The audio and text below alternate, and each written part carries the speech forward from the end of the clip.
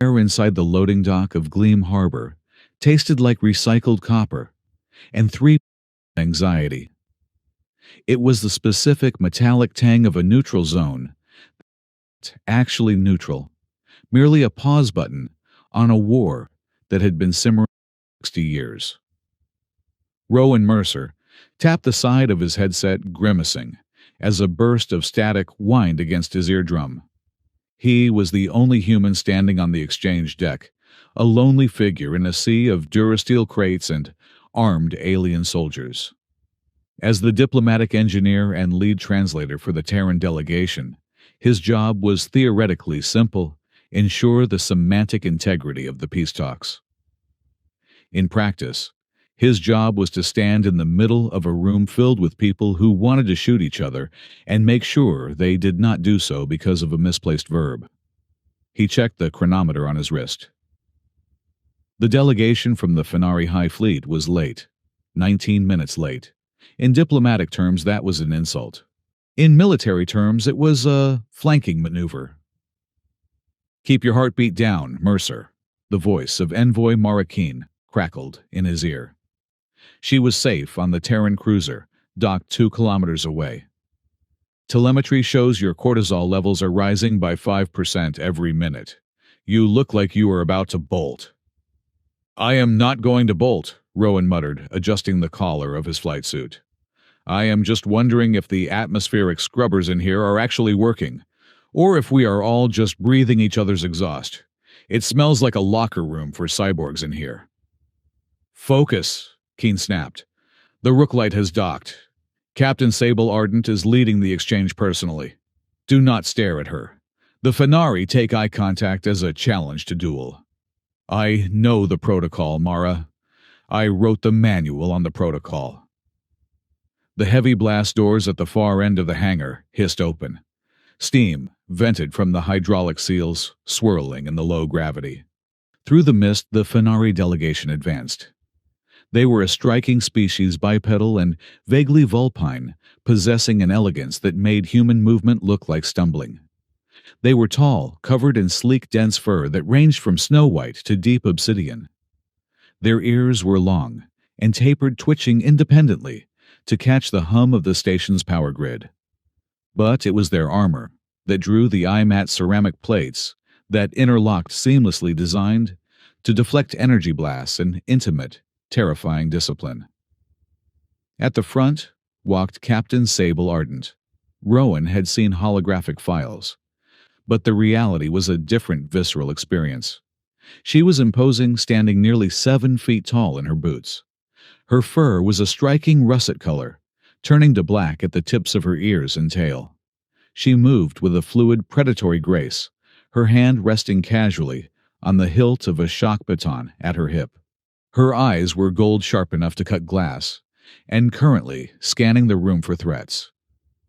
Behind her, a squad of 6 guards marched in perfect unison, and behind them, floating on a grav sled, was the cargo, a crate of unstable, distinct matter isotopes, the price humanity was paying to keep the trade routes open for another 6 months. Rowan straightened his spine. He stepped forward to the designated marker, a yellow circle painted on the scarred deck plating. "Greetings," Rowan said. His throat felt like sandpaper. He waited for the universal translator around his neck, a chunky, temperamental box he had modified himself to spit out the Fenari clicks and hums. The machine chirped. Captain Sable stopped 10 feet away. She looked down at him. Her expression was unreadable, which was typical for a species that communicated as much with scent and ear position as with words. "The Terran engineer," Sable said. Her voice, filtered through his earpiece, was a low, resonant contralto that seemed to vibrate in his chest. "You look smaller than your file suggests. Fragile." Rowan forced a polite smile. "We focus on density, Captain. Compact efficiency." Sable's nose twitched. She stepped closer, invading his personal space. It was a power move designed to make him flinch. Rowan did not flinch. He had grown up with 3 older sisters and a mortgage. He was immune to intimidation, mostly because he was usually too tired to be afraid. "We have the isotopes," Rowan said, gesturing to the sled the humans had brought forward. 99% purity, as agreed. We expect the release of the navigational charts in return." Sable signaled to one of her guards, a scarred male named Chief Rask, who moved to inspect the human cargo. The tension in the room ratcheted up. Every hand drifted toward a holster. The silence was heavy, filled only by the hum of the grav sleds and the distant thud of the station's stabilizers. Rowan exhaled slowly, trying to regulate his breathing. He watched Sable turn to issue a command to her subordinates. She pivoted sharply, her long coat flaring out, and for a split second the harsh, overhead lights caught the curve of her uniform. It was an impulsive, intrusive, and entirely human thought. It was the kind of thought that flashed through a brain deprived of sleep and social interaction for 3 months. Rowan thought, "Damn, that uniform fits well. Her butt actually looks cute." He did not mean to say it. He certainly did not mean to speak it into the high-gain microphone of a prototype translation device that was currently synced to the public address system of the entire hangar bay. But he was tired, and he muttered, "Cute butt." The translator, set to diplomatic high context mode, processed the input. It analyzed the syntax, the tone, and the biological subject. It referenced the Fenari cultural database for an equivalent concept of physical admiration regarding the posterior chain and its relevance to social standing. The speaker on Rowan's chest amplified his mutter into a series of sharp, rhythmic barks and a low, resonant growl that echoed off the steel walls. "The structural integrity of your reproductive chassis suggests a superior genetic lineage worthy of immediate and aggressive mating rituals." The silence that followed was not merely quiet. It was the absolute zero of sound. Every Fenari in the room froze. Their ears swiveled forward in unison. Chief Rask dropped the scanner he was holding. It clattered loudly on the deck, but no one looked at it. Captain Sable Ardent slowly turned back to face Rowan. Her golden eyes were wide, her pupils dilated to black discs. Her mouth hung slightly open, exposing the tips of very sharp, very white canines. Her tail, which had been swaying gently, was now rigid and puffed out to twice its normal size. Rowan felt the blood drain from his face, pooling somewhere in his boots. He tapped the translator box frantically. "No, wait! Error! Syntax error!" "You..." Sable's voice was a strangled hiss. The translation software, now helpfully providing context, whispered in Rowan's ear that he had just propositioned a high-ranking matriarch in front of her entire command staff, using a phrasing that was only reserved for a challenge of dominance in the mating pit.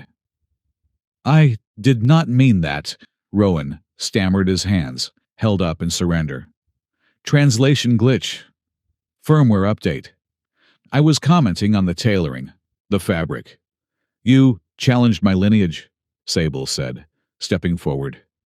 Her hand was gripping her shock baton, so tightly that the leather of her glove creaked. "You insulted my command by reducing me to a brooding vessel." "No," Rowan backed up, hitting the edge of the human cargo crate. "I just said you looked fit. Healthy, it was a compliment. A human compliment. We are weird. You know this." The guards raised their pulse rifles. The human security detail behind Rowan raised their kinetics. The air crackled with the premonition of violence. One twitch of a finger, and the peace treaty would be incinerated along with everyone in the room. "Captain," Chief Rask growled, stepping up beside Sable. "Permission to eliminate the insolent soft skin." Sable's chest heaved. She was furious, humiliated, but she was also a captain. She could not start a war because a human engineer had a glib tongue. But she also could not let it slide. The cultural imperative demanded a response. "Stand down, Rask," she snapped, though her eyes never left Rowan. "If I kill him now, the Alliance will claim martyrdom. I want him to apologize." on his knees, with his throat bared. Okay, look, Rowan said, his heart hammering against his ribs like a trapped bird. I can apologize. I am very good at apologizing. I apologize for the but comment. It was unprofessional. It was a high-pitched, terrifying shriek cut through the air. It did not come from the soldiers. It came from behind the Fenari line. A small crate on the Fenari grav sled rattled violently. The lid popped open, and a small, furry shape exploded outward, scrambling onto the floor. It was a kit. A Fenari child no taller than Rowan's knee, with oversized ears and fur the color of storm clouds. He was shaking violently, his large eyes wet with terror. Pip, Sable shouted, her composure cracking instantly. No, stay back. The child. Pip was in a blind panic. The noise, the smell of ozone, and the overwhelming aggression in the room had shattered his control.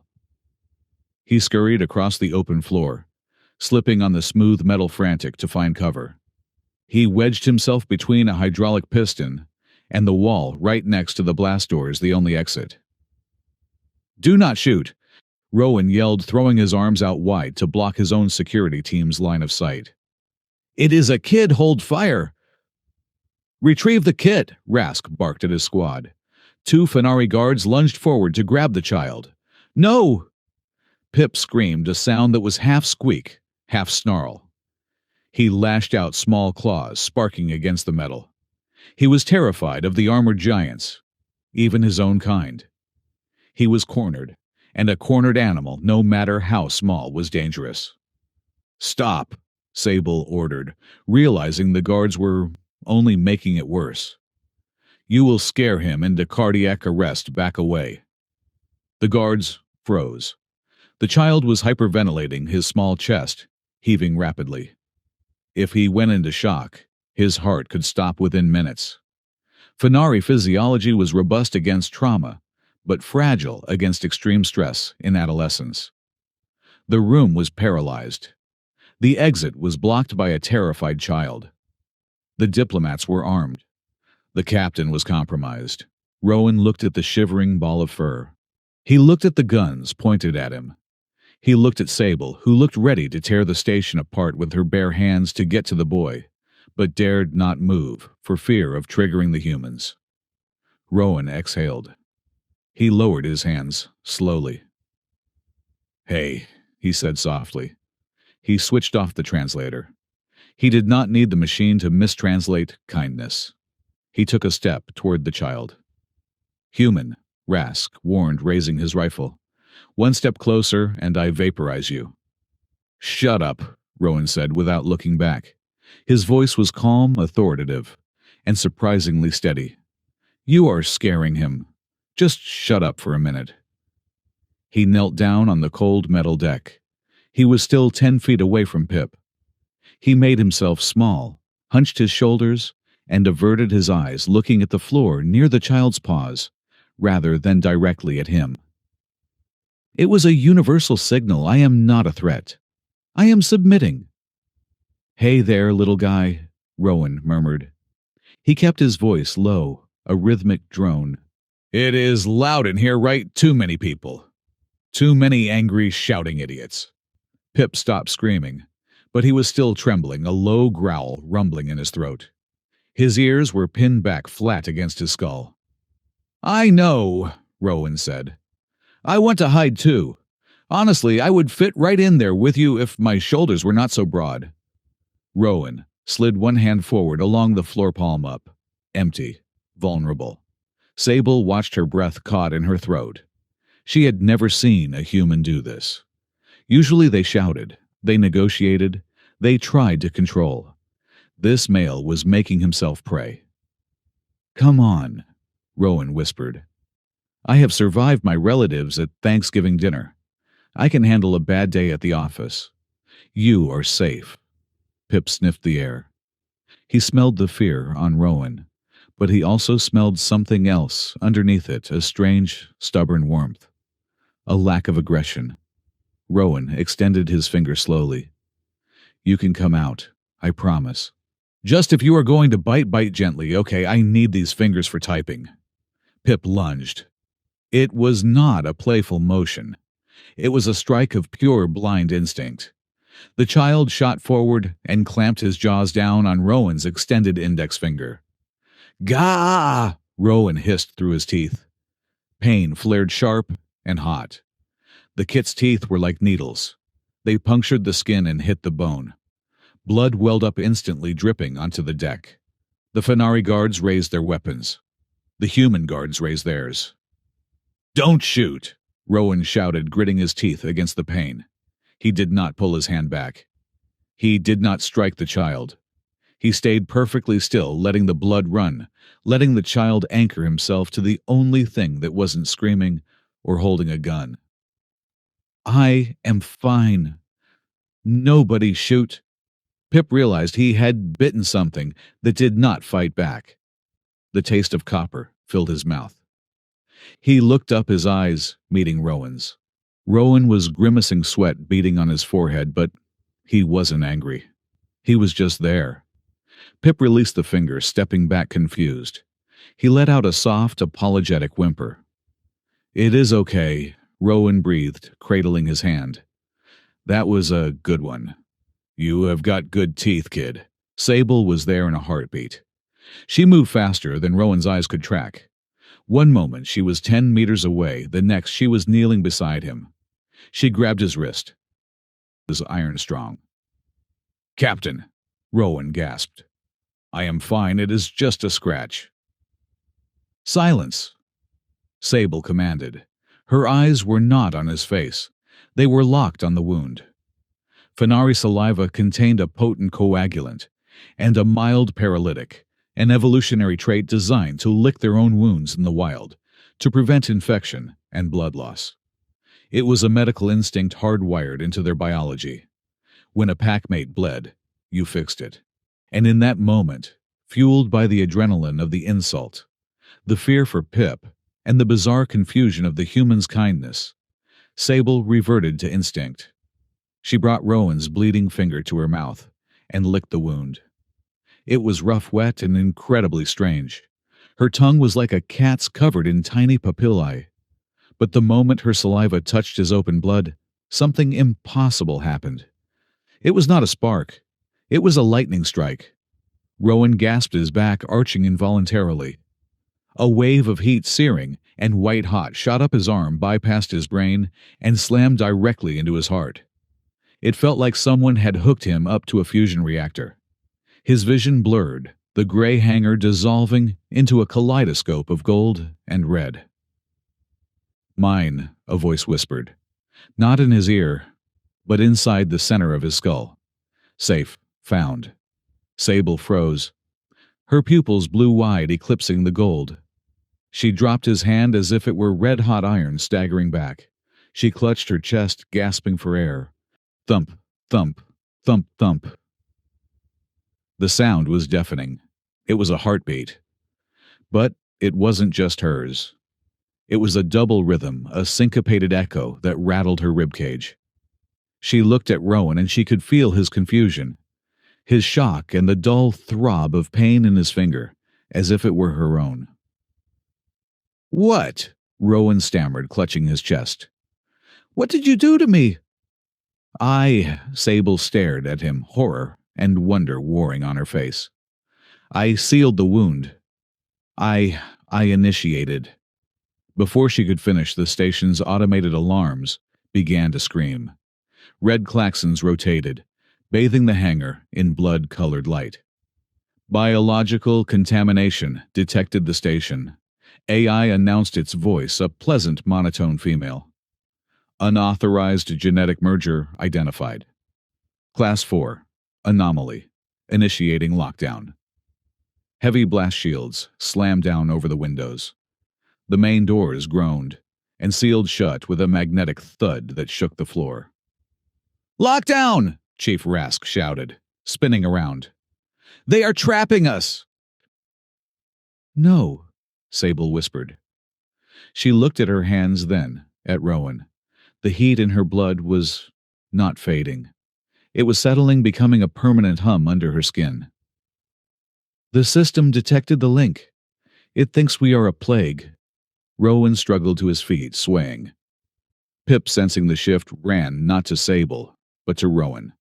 The child grabbed the leg of Rowan's flight suit, burying his face in the fabric. "Captain," Rowan said, his voice trembling. "Why can I hear your pulse in my head?" Sable looked at him. The anger was gone, replaced by something far more terrifying: recognition. "You are not a diplomat anymore, Rowan Mercer," she said softly. "You are a liability."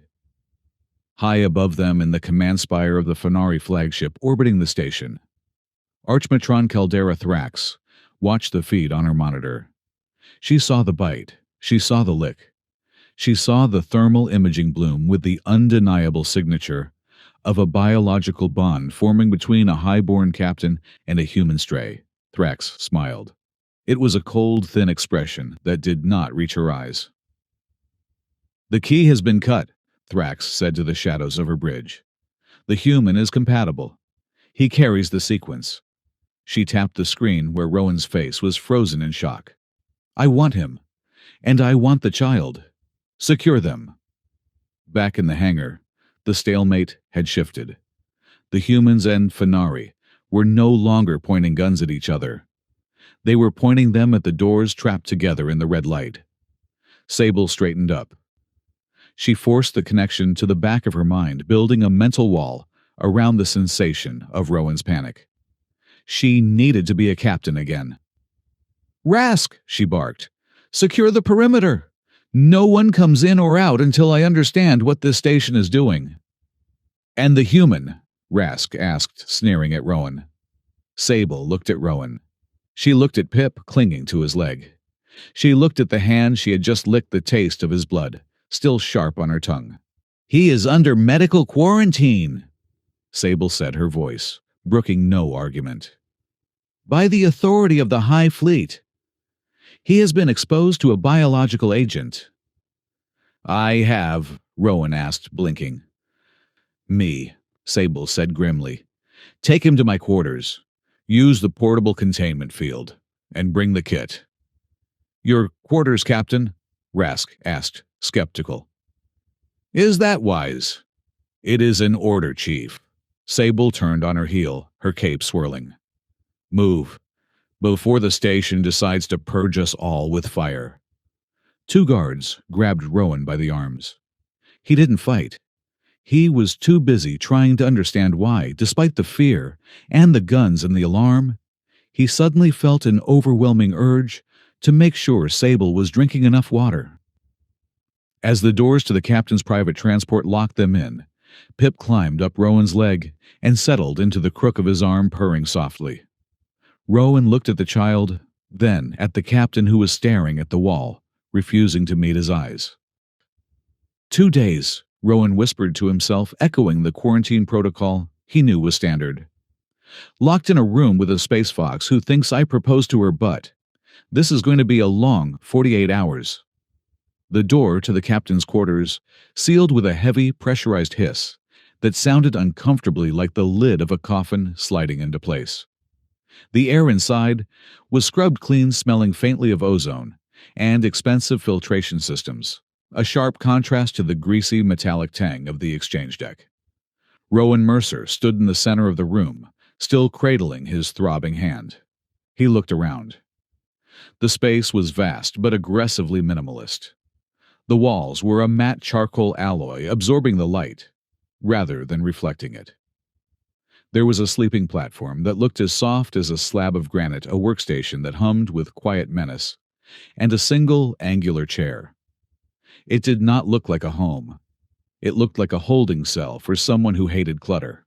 Rowan let out a breath he felt he had been holding for 20 minutes. He turned to Captain Sable Ardent, who was standing by the door, her back rigid, her hand still hovering near the control panel. "Congratulations," Rowan said, his voice slightly, in the Stark room.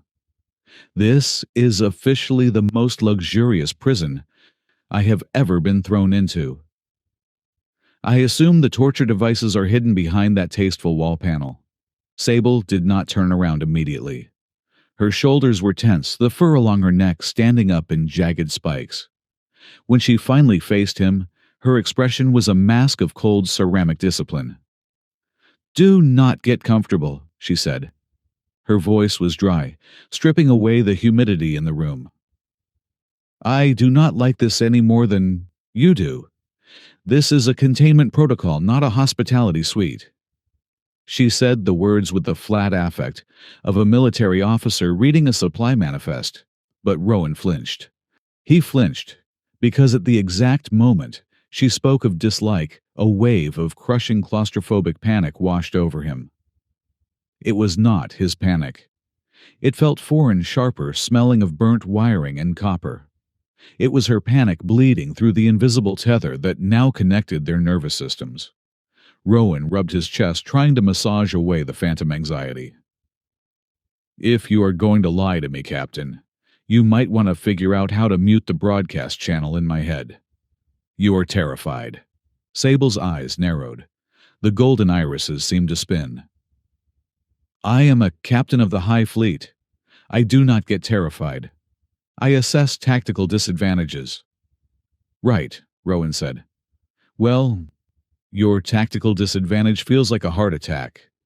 He sat down on the edge of the sleeping platform because his knees suddenly felt like water. Pip the Fenari child was still clinging to his leg.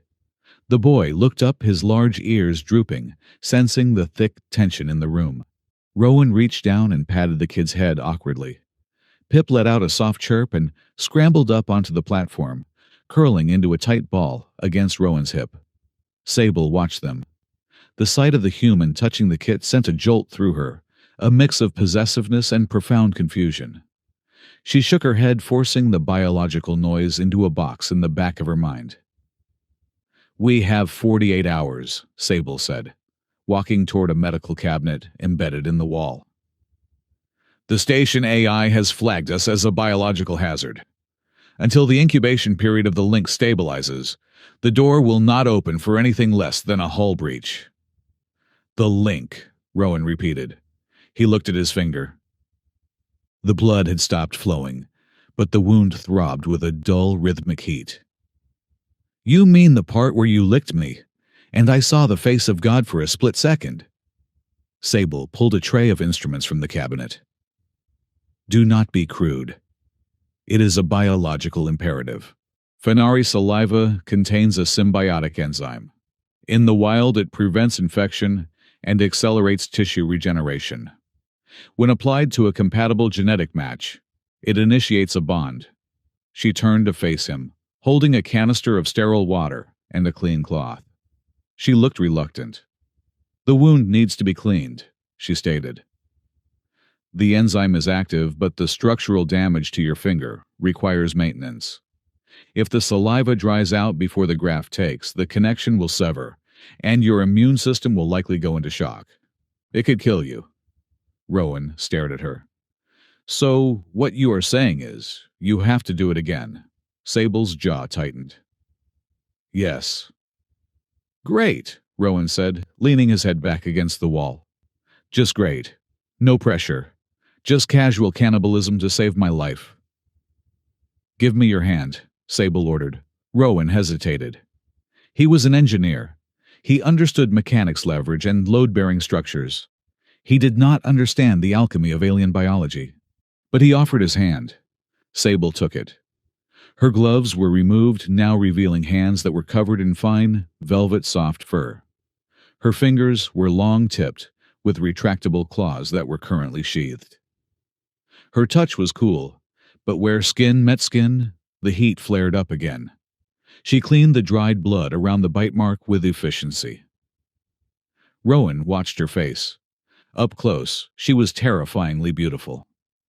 Not in a human way, but in the way a thunderstorm or a suspension bridge was beautiful. She was built for purpose. "This will sting," she warned. She lowered her head. Rowan looked away, focusing on a rivet in the ceiling. He felt the rough, wet rasp of her tongue against his skin. The sensation was electric. It was not sexual exactly, It was far too intense for that. It felt like someone was welding his nerves back together with lightning. He gasped, his free hand gripping the edge of the mattress until his knuckles turned white. Sable pulled back. She was breathing hard, her nostrils flaring. "It is done," she whispered. Rowan looked at his finger. The wound was no longer a jagged tear.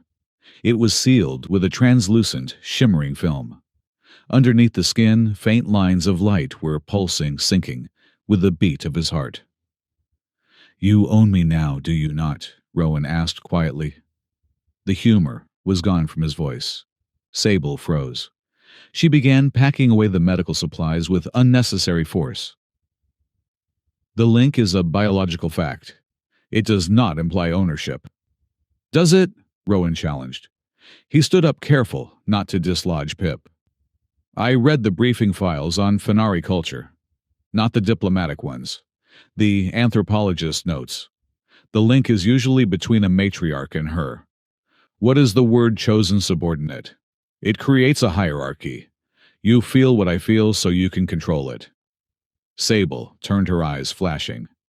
"You are not a subordinate. You are a soft-skinned alien who stood in front of a gun for a child not of his own species. That is not the behavior of a subordinate." "Good," Rowan said. He crossed his arms. "Because I need to set some ground rules. If we are stuck in here for 2 days, you need to know something. I do not do pet. I do not do possession. I am an engineer. I fix things. I do not belong to things." He took a step toward her, invading her space just enough to prove a point. "If you try to order me around like one of your crew, or if you try to use this connection to push me into a corner, I will talk. I will talk incessantly. I will explain the history of the internal combustion engine in excruciating detail. I will recite bad poetry. I will argue with your ship's AI until it submits a resignation letter. Do you understand?" Sable stared at him. Most males of her species would have lowered their throats in submission by now. The link projected her authority, her rank, her power, her physical dominance directly into his brain. He should be cowering. Instead, he was threatening her with boredom. A corner of her mouth twitched. It might have been a snarl, but it looked suspiciously like a smile. "Understood, Mercer," she said. "No poetry." Suddenly, a high-pitched keen cut through the air. Pip was sitting up on the bed, his large eyes brimming with tears. The spike in between Rowan and Sable had hit him like a physical blow. The child was rocking back and forth, clutching his own ears. Sable's face crumbled. The Iron Captain vanished, replaced by someone helpless. "He feels it," she whispered. "My anger, my stress. It hurts him." She moved to go to the child, but stopped. She was a warrior. Her touch was meant for violence or discipline. She did not know how to be soft. Rowan saw the hesitation. He saw the way she looked at her own hands as if they were weapons she couldn't holster. He walked past her and sat back down on the bed. He scooped Pip up. The kit was heavy, dense with muscle, despite his size, but he was shivering violently. "Hey," Rowan murmured, rubbing the spot behind Pip's ears. "It is okay. The captain and I are just discussing terms. Nobody is fighting." Pip buried his face in Rowan's shirt, sniffing loudly. "You know," Rowan said, his voice dropping to a low, soothing rumble. "You remind me of a story." Sable watched from the center of the room. She should stop him. Human nonsense would not comfort a Fenari child. But she could feel the change in the room's atmosphere. Rowan's anxiety was fading, replaced by a warm, steady resolve. "Long ago," Rowan said to Pip, "on my home planet there were these little yellow flowers. We called them dandelions. People hated them. They called them weeds. They tried to poison them, dig them up, burn them. They wanted perfect green grass. But the dandelions, they did not care." Pip stopped crying to listen, though he surely did not understand the words. He understood the tone. "The dandelions had deep roots," Rowan continued. And when the wind blew, they turned into these little white puffs and flew everywhere. They landed on concrete, on rocks, in the cracks of sidewalks. And they grew. They survived because they were not trying to be the strongest tree in the forest. They were just stubborn. They decided that living was better than being perfect. Rowan looked up and met Sable's eyes. That is my people, Pip. We are not strong like the Fenari. We do not have claws. We do not have armor. But we are stubborn and we love the things we decide to keep. That is how we survive. We just refuse to go away.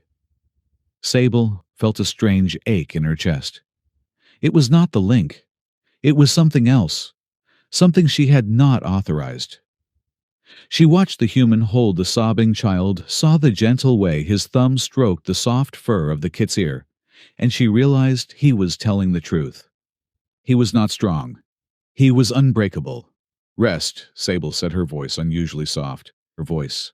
The lights will dim in 10 minutes. We should conserve energy.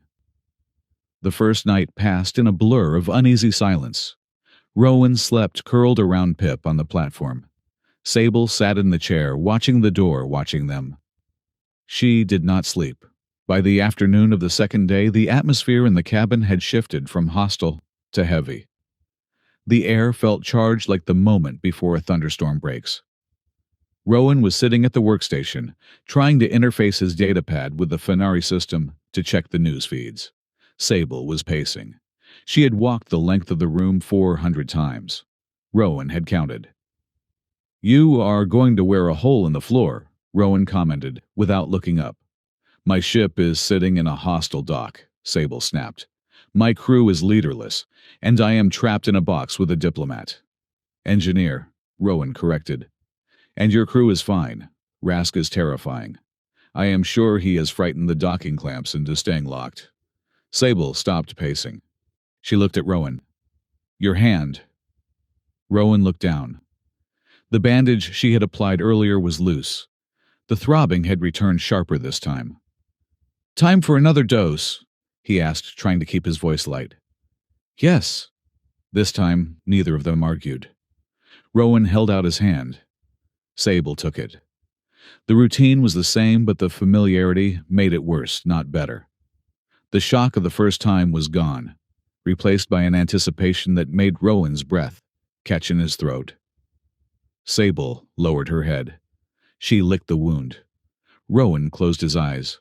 The heat rushed through him, but this time it did not just stay in his chest. It spread out, illuminating his nervous system. And then the room lit up. Whoa! Rowan gasped, pulling his hand back.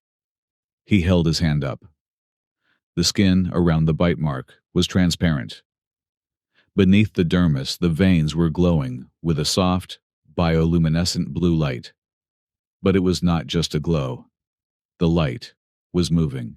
It was forming shapes, rigid geometric patterns that shifted and reconfigured with every beat of his heart. That is not normal, Rowan said. Tell me that is normal. Sable stared at the glowing script on his hand. Her face went pale beneath her fur. No, that is not normal. The link creates a bond, not a light show. Computer, Rowan shouted at the room. Scan this. What is happening to my hand? A holographic avatar flickered into existence in the center of the room. It was the ship's AI Morrow.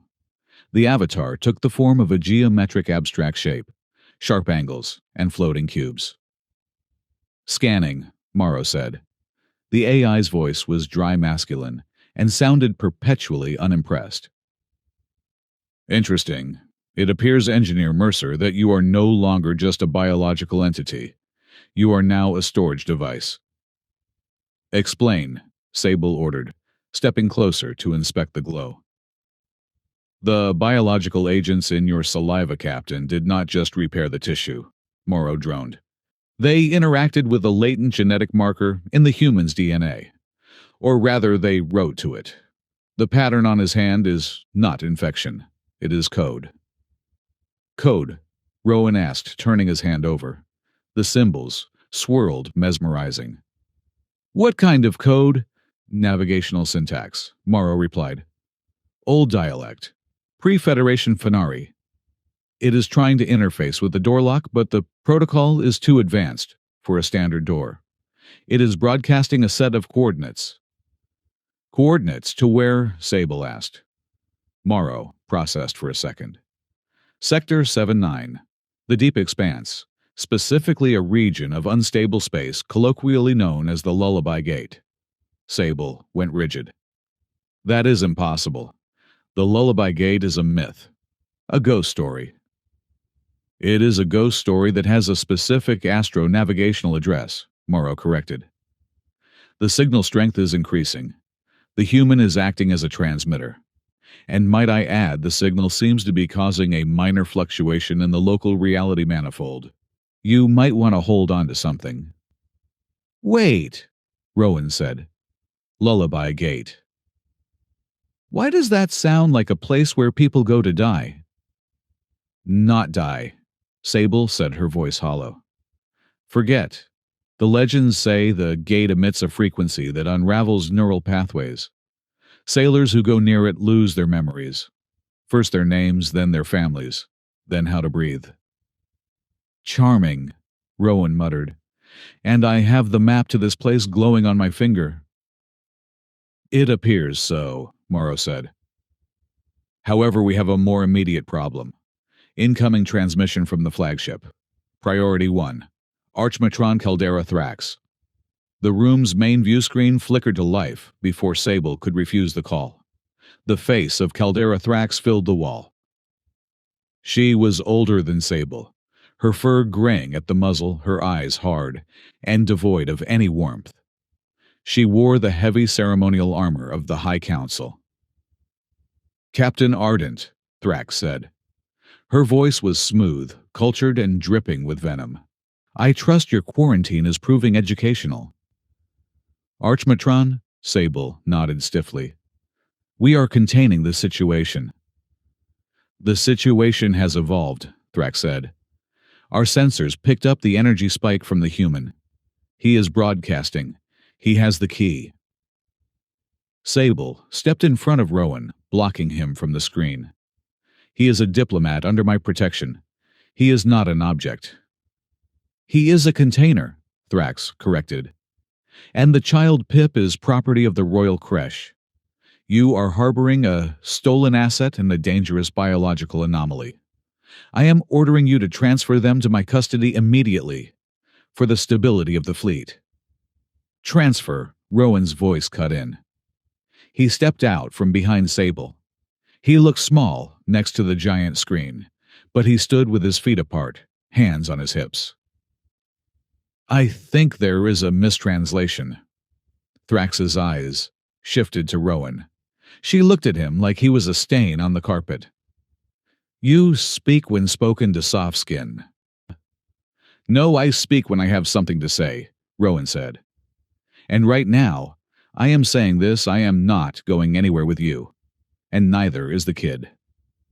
You are in no position to negotiate, Thrax sneered. Actually, I am, Rowan said. He held up his glowing hand. According to your AI, I am the map. You want the map? You need the human. And humans are very fragile. If you try to drag me onto your ship, my cortisol levels go up, my heart rate spikes, and oops, maybe I have a stroke. Humans are notoriously breakable. Sable looked at him surprised. He was bluffing. He was using his own weakness as a weapon. Here are the terms, Rowan continued, his voice hardening. Pip stays with us. No cages. No labs. I am not a detainee. I am a liaison. And if we are going to this Lullaby Gate, or wherever this light is pointing, the Terran Alliance comes with us. We get a seat at the table. If this is big enough to start a war, it is big enough to require witnesses. Thrax stared at him for a long moment. The silence stretched thin and tight. You are arrogant, Thrax said finally. It will make breaking you very satisfying. The screen went black. Rowan let out a breath and slumped against the wall. His hands were shaking. That was foolish, Sable said. though there was no heat in her voice. "She will not accept those terms." "She will," Rowan said. "Because she is greedy. She wants the map more than she wants to punish me. At least for now." Sable looked at him. Really looked at him. For the first time since he had arrived on the deck, she did not see a fragile thing that needed protecting, nor a diplomatic nuisance. She saw a creature that, despite having no armor and no claws, had just stared down the most dangerous warlord in the sector. "You have a strange definition of survival, Mercer," she said. "It is the dandelion method." Rowan grinned weakly. "Annoy them until they let you grow." Night fell on the second day. The cabin was dark, lit only by the faint, rhythmic pulse of the mark on Rowan's hand and the ambient starlight from the viewport. Pip was asleep on the platform, twitching in a dream. Rowan sat on the floor, back against the wall. Sable sat opposite him, her legs drawn up. The silence was different now. It was not empty. It was filled with the hum of the link, a shared current of emotion that flowed between them. Sable made a sound. It was a hitch in her breath. Rowan looked up. In the dim light, he saw her shoulders shaking. She was crying. It was a silent, terrifying thing, a warrior breaking down without making a sound. Through the link, Rowan felt it. He felt the crushing weight of her duty, the fear that she was defective because she cared about the child, the terror that the link would consume her identity, that she would lose herself in him, the shame of needing him. Rowan did not move to touch her. He knew she would shatter if he did. "I hear you," he said into the dark, His voice was a whisper, barely there. Sable did not look up. She pressed her face into her knees.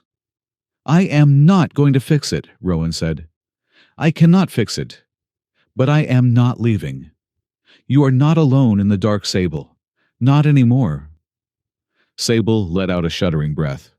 The panic in her chest receded, just a fraction, pushed back by the steady, stubborn calm of the human across the room.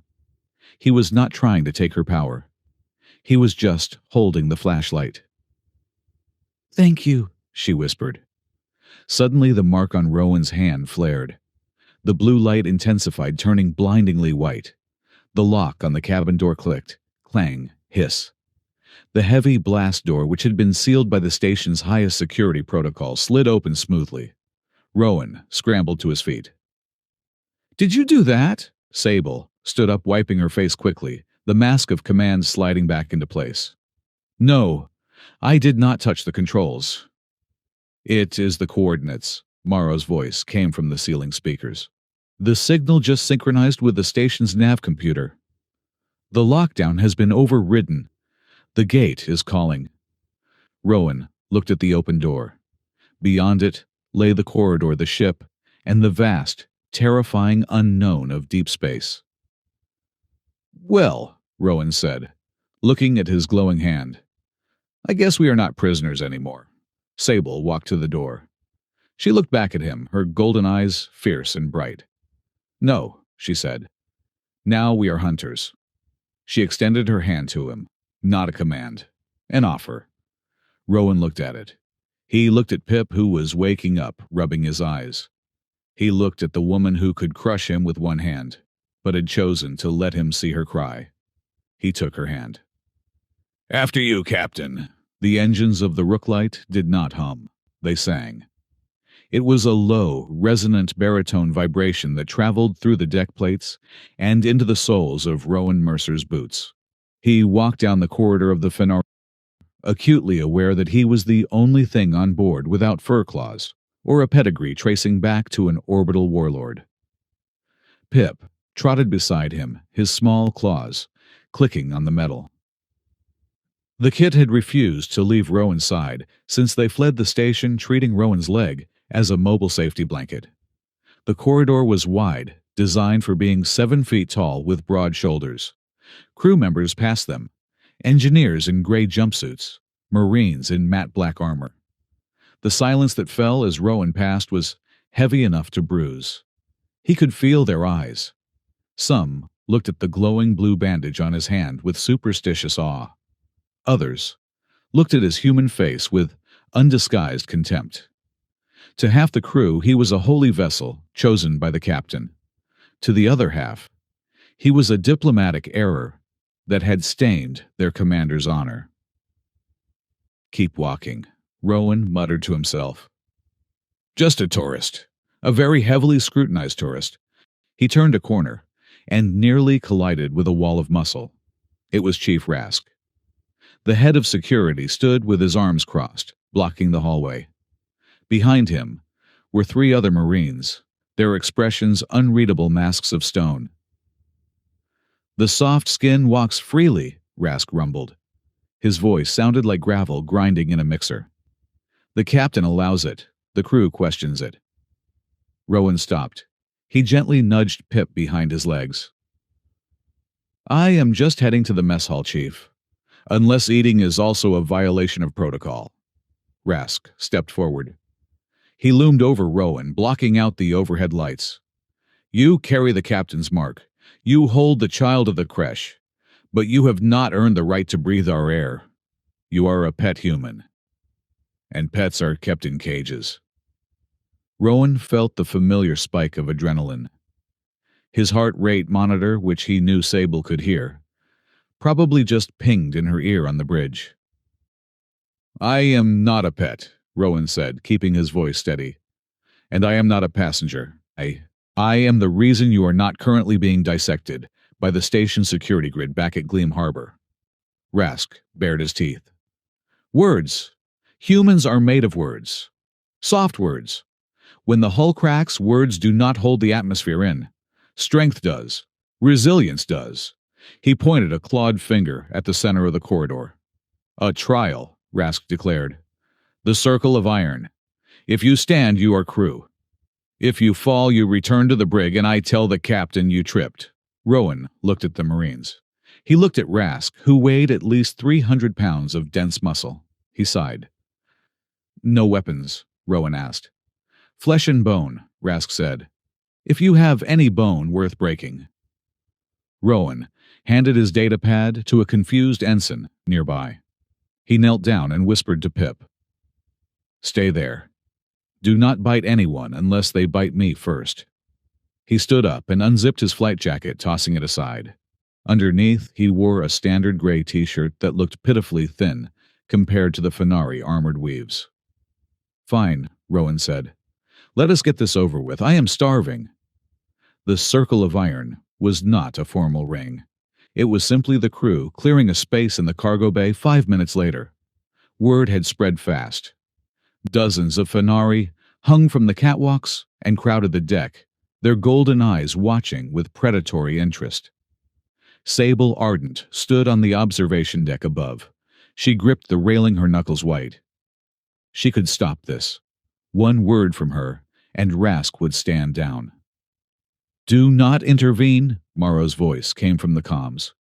"If you save him, he remains a pet in their eyes. He must stand on his own feet." "He will be broken," Sable whispered. "Rask breaks Durasteel bulkheads for exercise." Down on the deck, Rask circled Rowan. The Fenari moved with deceptive speed, testing Rowan's reactions. Rowan kept his hands up, palms open. He did not take a fighting stance. He stood loose, relaxed, almost lazy. "Strike me," Rask taunted. "Show me your fury." "I do not have fury," Rowan said. "I have low blood sugar." Rask roared and lunged. It was a telegraphed blow, a massive backhand meant to send Rowan flying into the wall. Rowan did not block. He dropped. He collapsed his knees, letting gravity take him under the swing. As Rask's momentum carried the massive alien forward, Rowan pivoted on his heel, grabbed Rask's ankle, and pulled. It was simple physics. Even a 300-pound warrior needs a center of gravity. Rask stumbled, crashing face first into a stack of crates. The cargo bay erupted in gasps. Rask scrambled up, his eyes burning with humiliation. "Trickery!" "Gravity," Rowan corrected, standing back up. It is a universal law. You should respect it. Rask charged again, this time faster lower.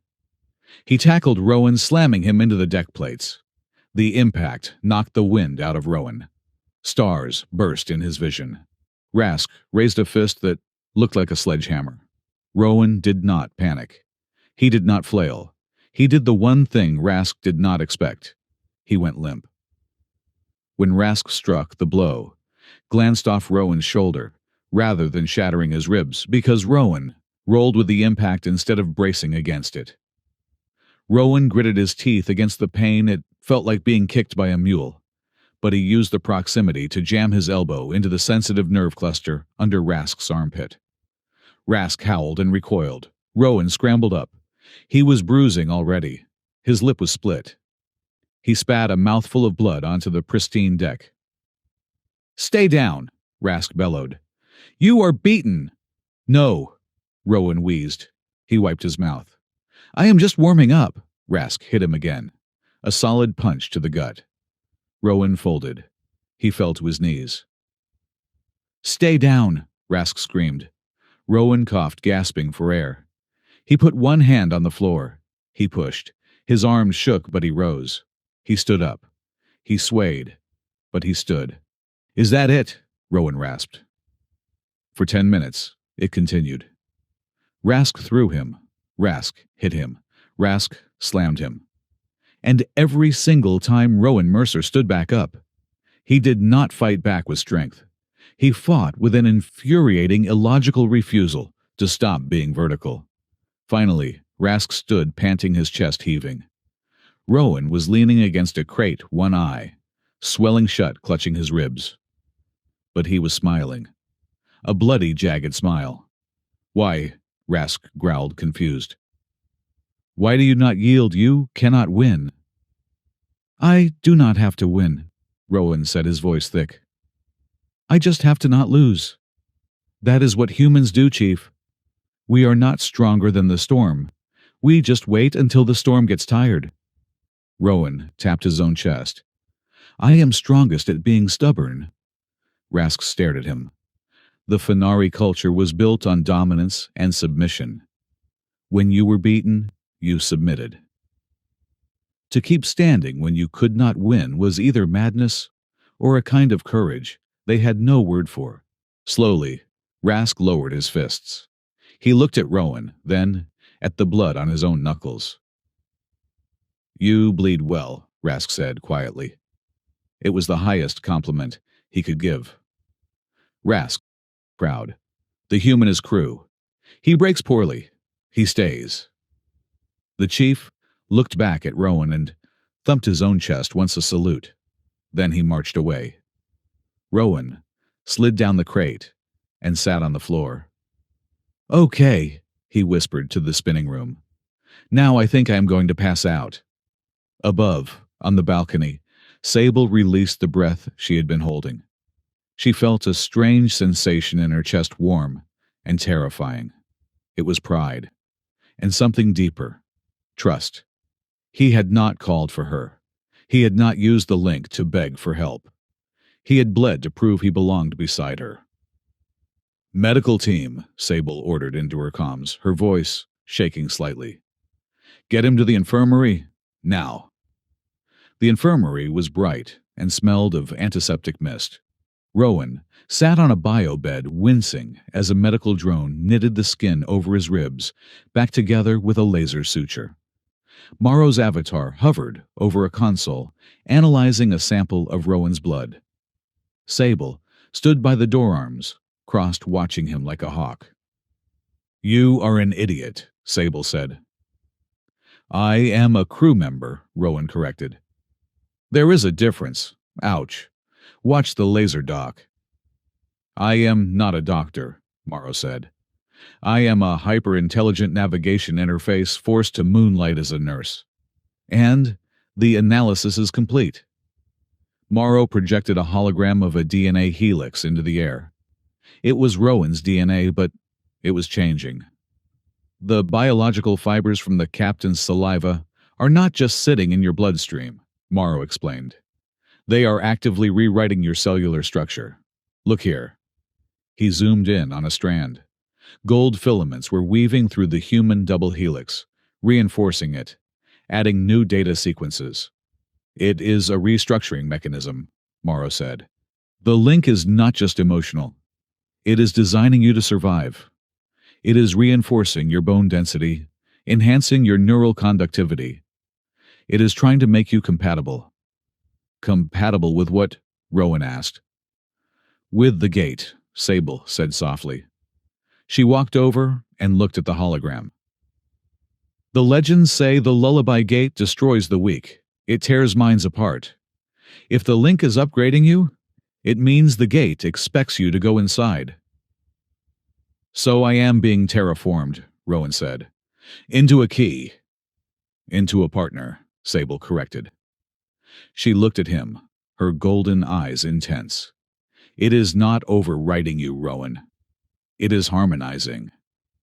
Before Rowan could respond, the ship lurched. A low, resonant thrum vibrated through the hull deeper than the engines. Proximity alert, Morrow said. We are entering the outer radius of the lullaby anomaly. Already, Sable asked. We are light years away. The signal is amplifying, Morrow said. And we have a casualty. The door to the infirmary hissed open. A young Fennery ensign stumbled in. He looked perfectly healthy, but his eyes were wide and vacant. He grabbed Sable's arm, ignoring protocol. Captain, the ensign gasped. I cannot find her. Find who, ensign? Sable asked gently. My bondmate, the ensign whispered, tears leaking from his eyes. I know I have one. I feel the space where she should be. But I cannot remember her face. I cannot remember her name. He looked at his hands trembling. She is gone from my head, Captain. It is eating her. Rowan felt a chill go down his spine. This was the weapon of the gate. It did not kill you. It erased the things that made you human or Fenari. It took your love and left you hollow. General quarters, Sable ordered, her voice hardening. All crew to battle stations. Focus on your tasks. Do not think of home, do not think of family. The only thing that exists is the mission. The ensign nodded blankly and ran out. We have to hurry, Rowan said, standing up and ignoring his sore ribs. If we stay out here too long, we will arrive at the gate with an empty ship. Captain, Rask's voice roared over the intercom. Contact multiple signatures dropping out of warp. They are not military. Sable tapped the wall panel. On screen, the view outside showed the starfield. Suddenly, space tore open. 6 ships dropped into real space. They were ugly, jagged vessels painted with chaotic patterns. Mercenaries. Privateers. Pirates, Rowan asked. Private contractors, Sable corrected. Thrax's wallet is deep. She has hired the Red Wake fleet. They are hailing us, Morrow said. They want the human and the kit. Or they open fire. Tell them, Sable said, baring her teeth, to come and take them. The battle began instantly. The Rooklight was a warship elegant and deadly. Her particle lances cut through the void, vaporizing the lead mercenary ship in a single volley. But there were too many of them. The mercenary ships swarmed like angry wasps, moving in erratic suicidal patterns that confused the Fenari targeting computers. Fenari warfare was ritualistic. It was based on duels on lines of fire, on honorable engagement ranges. These mercenaries fought like street brawlers. They jammed frequencies. They launched dirty debris clouds. They got in close. The Rooklight shuddered as a torpedo impacted the shields. Shields down to 60%, Rask shouted from the bridge. They are targeting the engines. They want to board us. In the command center, Sable stood amidst the chaos, shouting orders. Rowan stood by the navigation console, watching the tactical map. He saw the problem. The Fenari were trying to keep distance to use their superior range. But the mercenaries were hugging them, staying in their blind spots. Captain, Rowan shouted over the alarms. You are fighting them wrong, Sable whipped around. I have 100 years of naval experience, Mercer. Do not tell me how to fight. You are fighting them like they are soldiers, Rowan yelled back. They are thugs. They know your protocols. They know you will not fire if there is a risk of collateral damage to your own hull. Look. He pointed at the map. 2 mercenary ships were tucked right under the Rooklight's belly, firing upward into the drive section. The Fenari turret guns couldn't depress low enough to hit them without blasting their own stabilizers. So, what do you suggest? Sable demanded. Hug them back, Rowan said. Cut the engines, drift. Let them think we are dead in the water. When they come in to latch on, we rotate the ship on the Z-axis, using the maneuvering thrusters manually. That is insanity, Morrow interjected. A manual rotation of a cruiser this size would shear the gravity plating. It will throw them off, Rowan insisted. It is the Crazy Ivan maneuver, or close enough. We use their ship as a shield against the others. We grab them. Sable looked at the map. She looked at Rowan. The link flared. She felt his certainty. It was not based on calculation. It was based on a gut feeling, a human intuition for chaotic brawling. Helm, Sable barked. Cut main engines, prepare for manual rotation on my mark. Captain, the helmsman hesitated. Do it. The Rooklight went dark. The hum of the engines died. The ship drifted a massive silent shark in the dark. The mercenary ship, sensing victory, surged forward. The 2 ships under the belly extended grappling claws, preparing to board. Wait for it, Rowan whispered, watching the proximity sensors. Wait for it. Now, Sable shouted. The maneuvering thrusters fired with explosive force. The massive cruiser spun on its axis with terrifying speed. Inside, gravity lurched sideways. Crew members grabbed onto railings. The Rooklight slammed its armored flank directly into the mercenary ship on its starboard side. Crunch. Metal screamed as the mercenary vessel was crushed against the cruiser's hull. The impact spun the Rooklight around, bringing its main dorsal batteries to bear directly on the second ship at point-blank range. Fire, Sable ordered. The cannons unleashed a storm of plasma. At this range, they couldn't miss. The second mercenary ship evaporated. Using the wreckage of the first ship as a physical shield, the Rooklight plowed through the debris field, its guns blazing, taking out 2 more confused attackers who hesitated to fire on their own allies' wreckage. The remaining 2 ships, realizing the payout was not worth the suicide mission, broke formation and fled into warp. Silence returned to the bridge, broken only by damage reports and the groaning of the hull. Sable slowly unclenched her hands from the command console. She looked at Rowan. He was pale, holding onto the navigation table, looking slightly green from the motion sickness. That, Sable said, was undignified. It was messy. It was brutal. A small smile touched her lips. And it was brilliant. Rowan managed a weak thumbs up. We call it the bar fight doctrine. Start ugly, finish standing. Sable laughed. It was a short, sharp sound, startling the bridge crew. Humans, she shook her head. You are terrifyingly annoying. And annoying to terrify. Rowan felt a warmth bloom in his chest that had nothing to do with the link. She was looking at him with respect. Not as a key, not as a pet, but as a dangerous equal. We need to salvage their data core, Rowan said, getting back to business. Find out how they found us. The mercenary data core was a mess of encryption, but Morrow tore through it in minutes. Rowan, Sable, and Rask stood around the holographic table in the briefing room. Here, Morrow said, highlighting a transaction log. The Red Wake fleet was paid in advance. A massive sum, transferred from a shell account. Trace it, Sable said. Already done. It leads back to a private security fund authorized by the Office of Archmatron Caldera Thrax. But that is not the worst part. Morrow swiped the hologram, bringing up a schematic of the Fenari capital defense grid. This is the purchase order attached to the payment. Thrax did not just buy mercenaries. She bought an override code for the capital's orbital traffic control system. Why? Rask asked.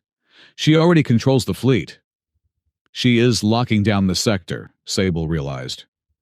She has declared the Rooklight a rogue vessel. She has fed the defense grid a new target profile. Let me guess, Rowan said. Me.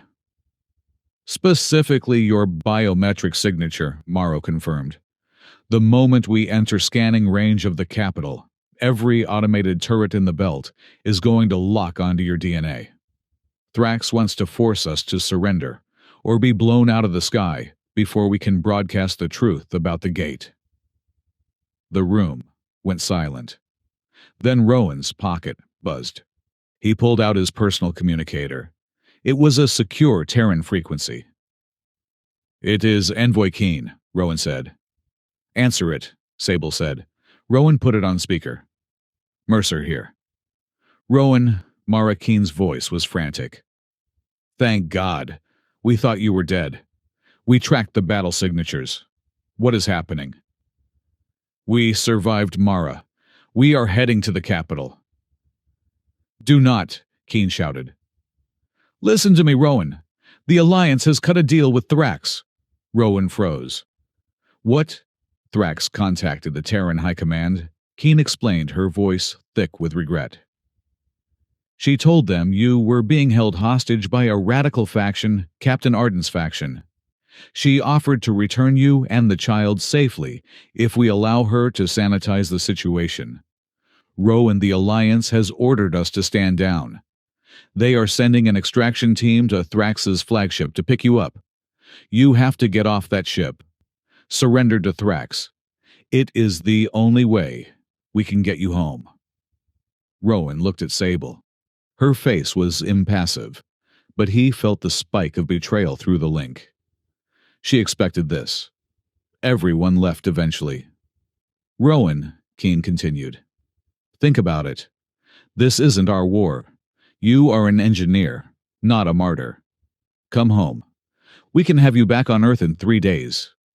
You can have a hot shower and real food, just walk away. It was a tempting offer. The safety of Earth. The end of the fear. No more mental voices. No more crazy warlords. Rowan looked down. Pip had wandered into the room. The kit sensed the mood and walked over to Rowan. He didn't climb up this time. He just leaned his head against Rowan's knee and let out a long, trusting sigh. The mark on Rowan's hand pulsed. A steady, rhythmic beat. Thump, thump. He looked at Sable. She was not looking at him. She was looking at the star map, already calculating a path that would let him escape. She was preparing to let him go. Mara, Rowan said into the comms. I am here, Rowan. Just say the word. Tell the High Command, Rowan said, his voice hard, that they can take their deal and file it under cowardice. I am not a hostage. I am a volunteer. Rowan, you are going to die, maybe, Rowan said. But I am not going to be a resource you trade for political favors. And I am not leaving my family. He realized he had said the word before he thought about it. Family. Sable's head snapped up. Rowan, Keen started.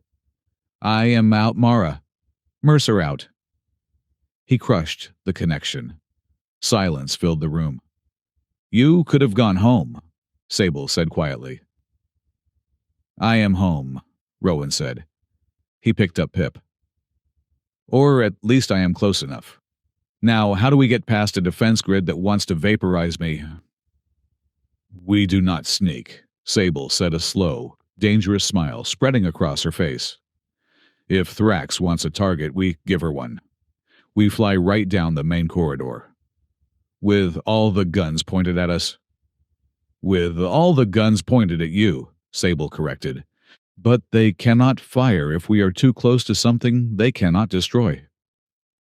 And is that the throne tower, Sable said. We are going to park the Rooklight on the Archmatron's front lawn. The arrival at the Fenari capital belt was a spectacle of terrifying majesty. The planet was surrounded by a ring of glittering orbital habitats, and massive defense platforms. As the Rook light dropped out of warp, the warnings screamed instantly. "Lockdown detected!" Morrow shouted. 500 targeting locks engaged. They are tracking the engineer. Shields to maximum forward. Sable ordered. Full impulse. Drive us straight at the spire. The sky lit up with laser fire. The Rook light shook violently. Explosions blossomed against the shields. "They are trying to disable our engines," Rask yelled. Rowan stood on the bridge, holding the railing with one hand and clutching his glowing finger with the other. The pain was blinding now. The gate was close. He could hear it singing in his head a song of sorrow and forgetting. "Closer!" Sable shouted. "Get us into the atmospheric envelope. Shields failing. We are through." The cruiser broke through the cloud layer of the capital city. The spires of the High Council rose like needles of glass and steel. "Thrax is hailing us," Morrow said. "She is demanding surrender."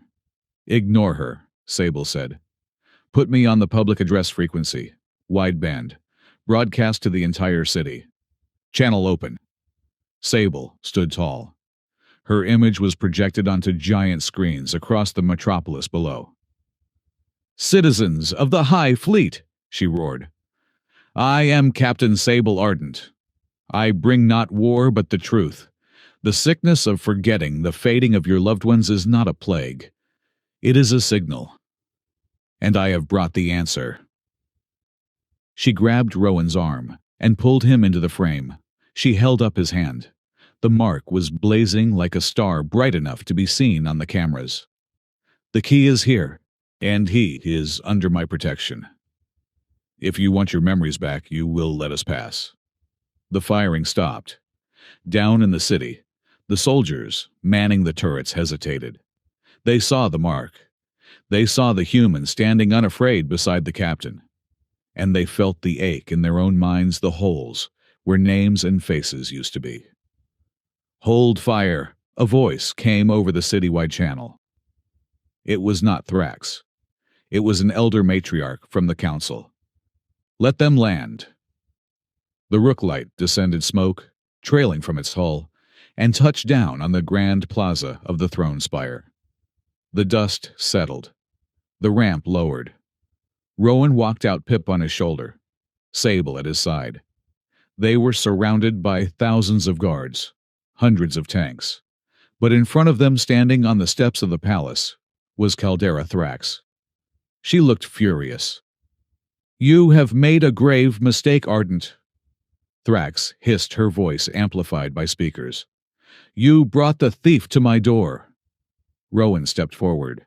He raised his glowing hand. "I am not a thief," he said, his voice amplified by the silence of the crowd. "And I am not a pet. I am the guy who is going to turn the lights back on."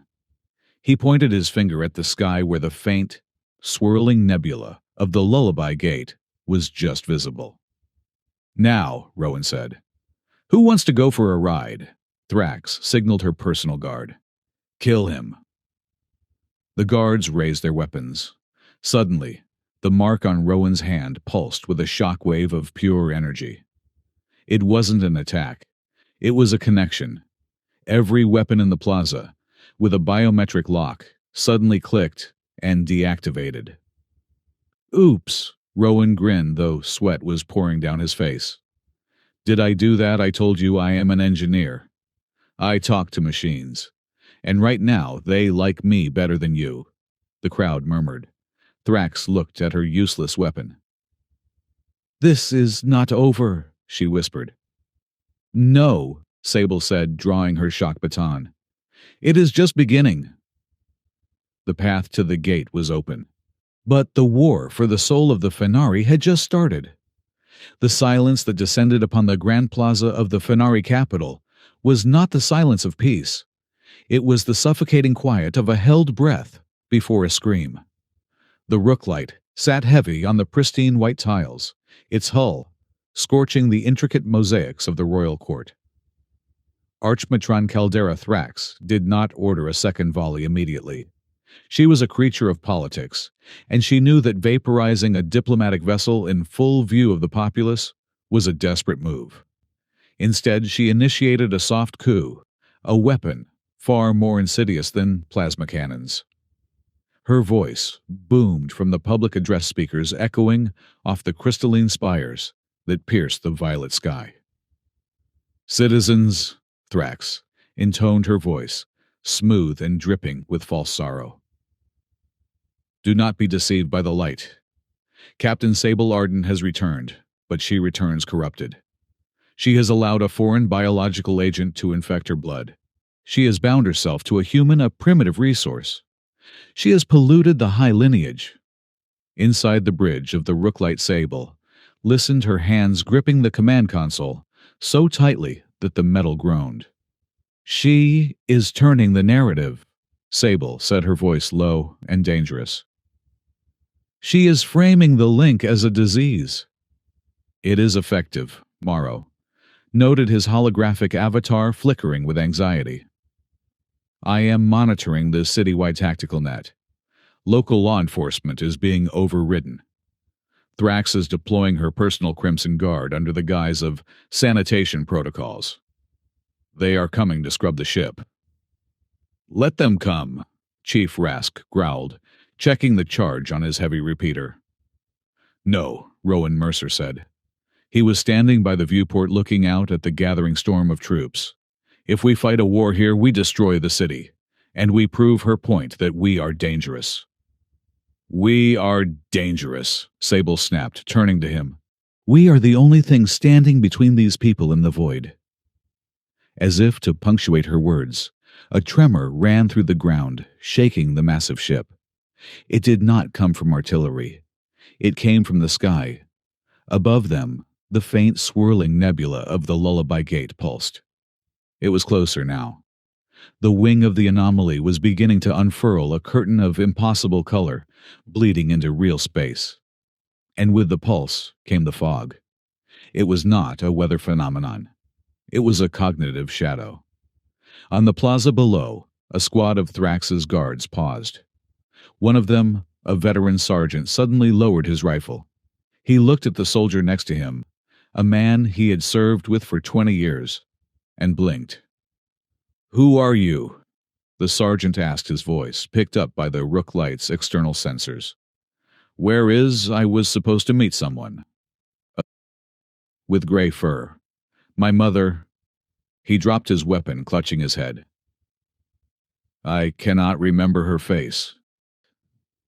"It is starting," Rowan whispered, feeling a cold dread settle in his stomach. "The memory wipe. It is hitting the civilians." "Thrax does not care," Sable said.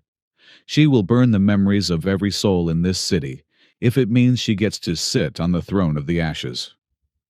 "Captain," Morrow interrupted, "the Crimson Guard has breached the outer perimeter. They are not waiting for authorization. They are opening fire."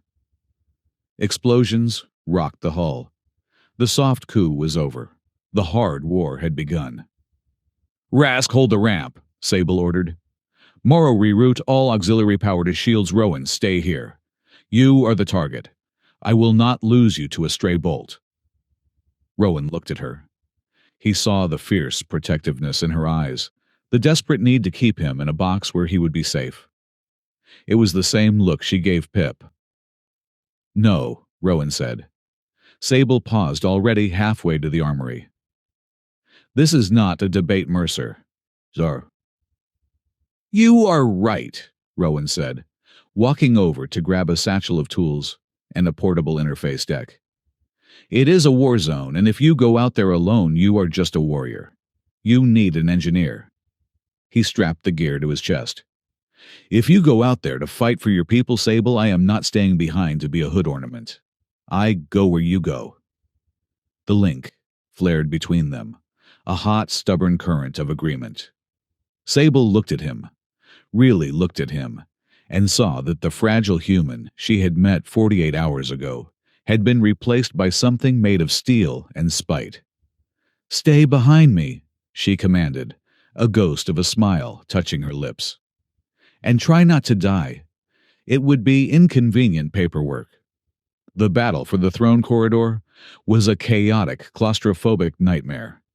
The corridors of the royal district were narrow-lined with statues of ancient matriarchs and hanging tapestries that now smoked and burned.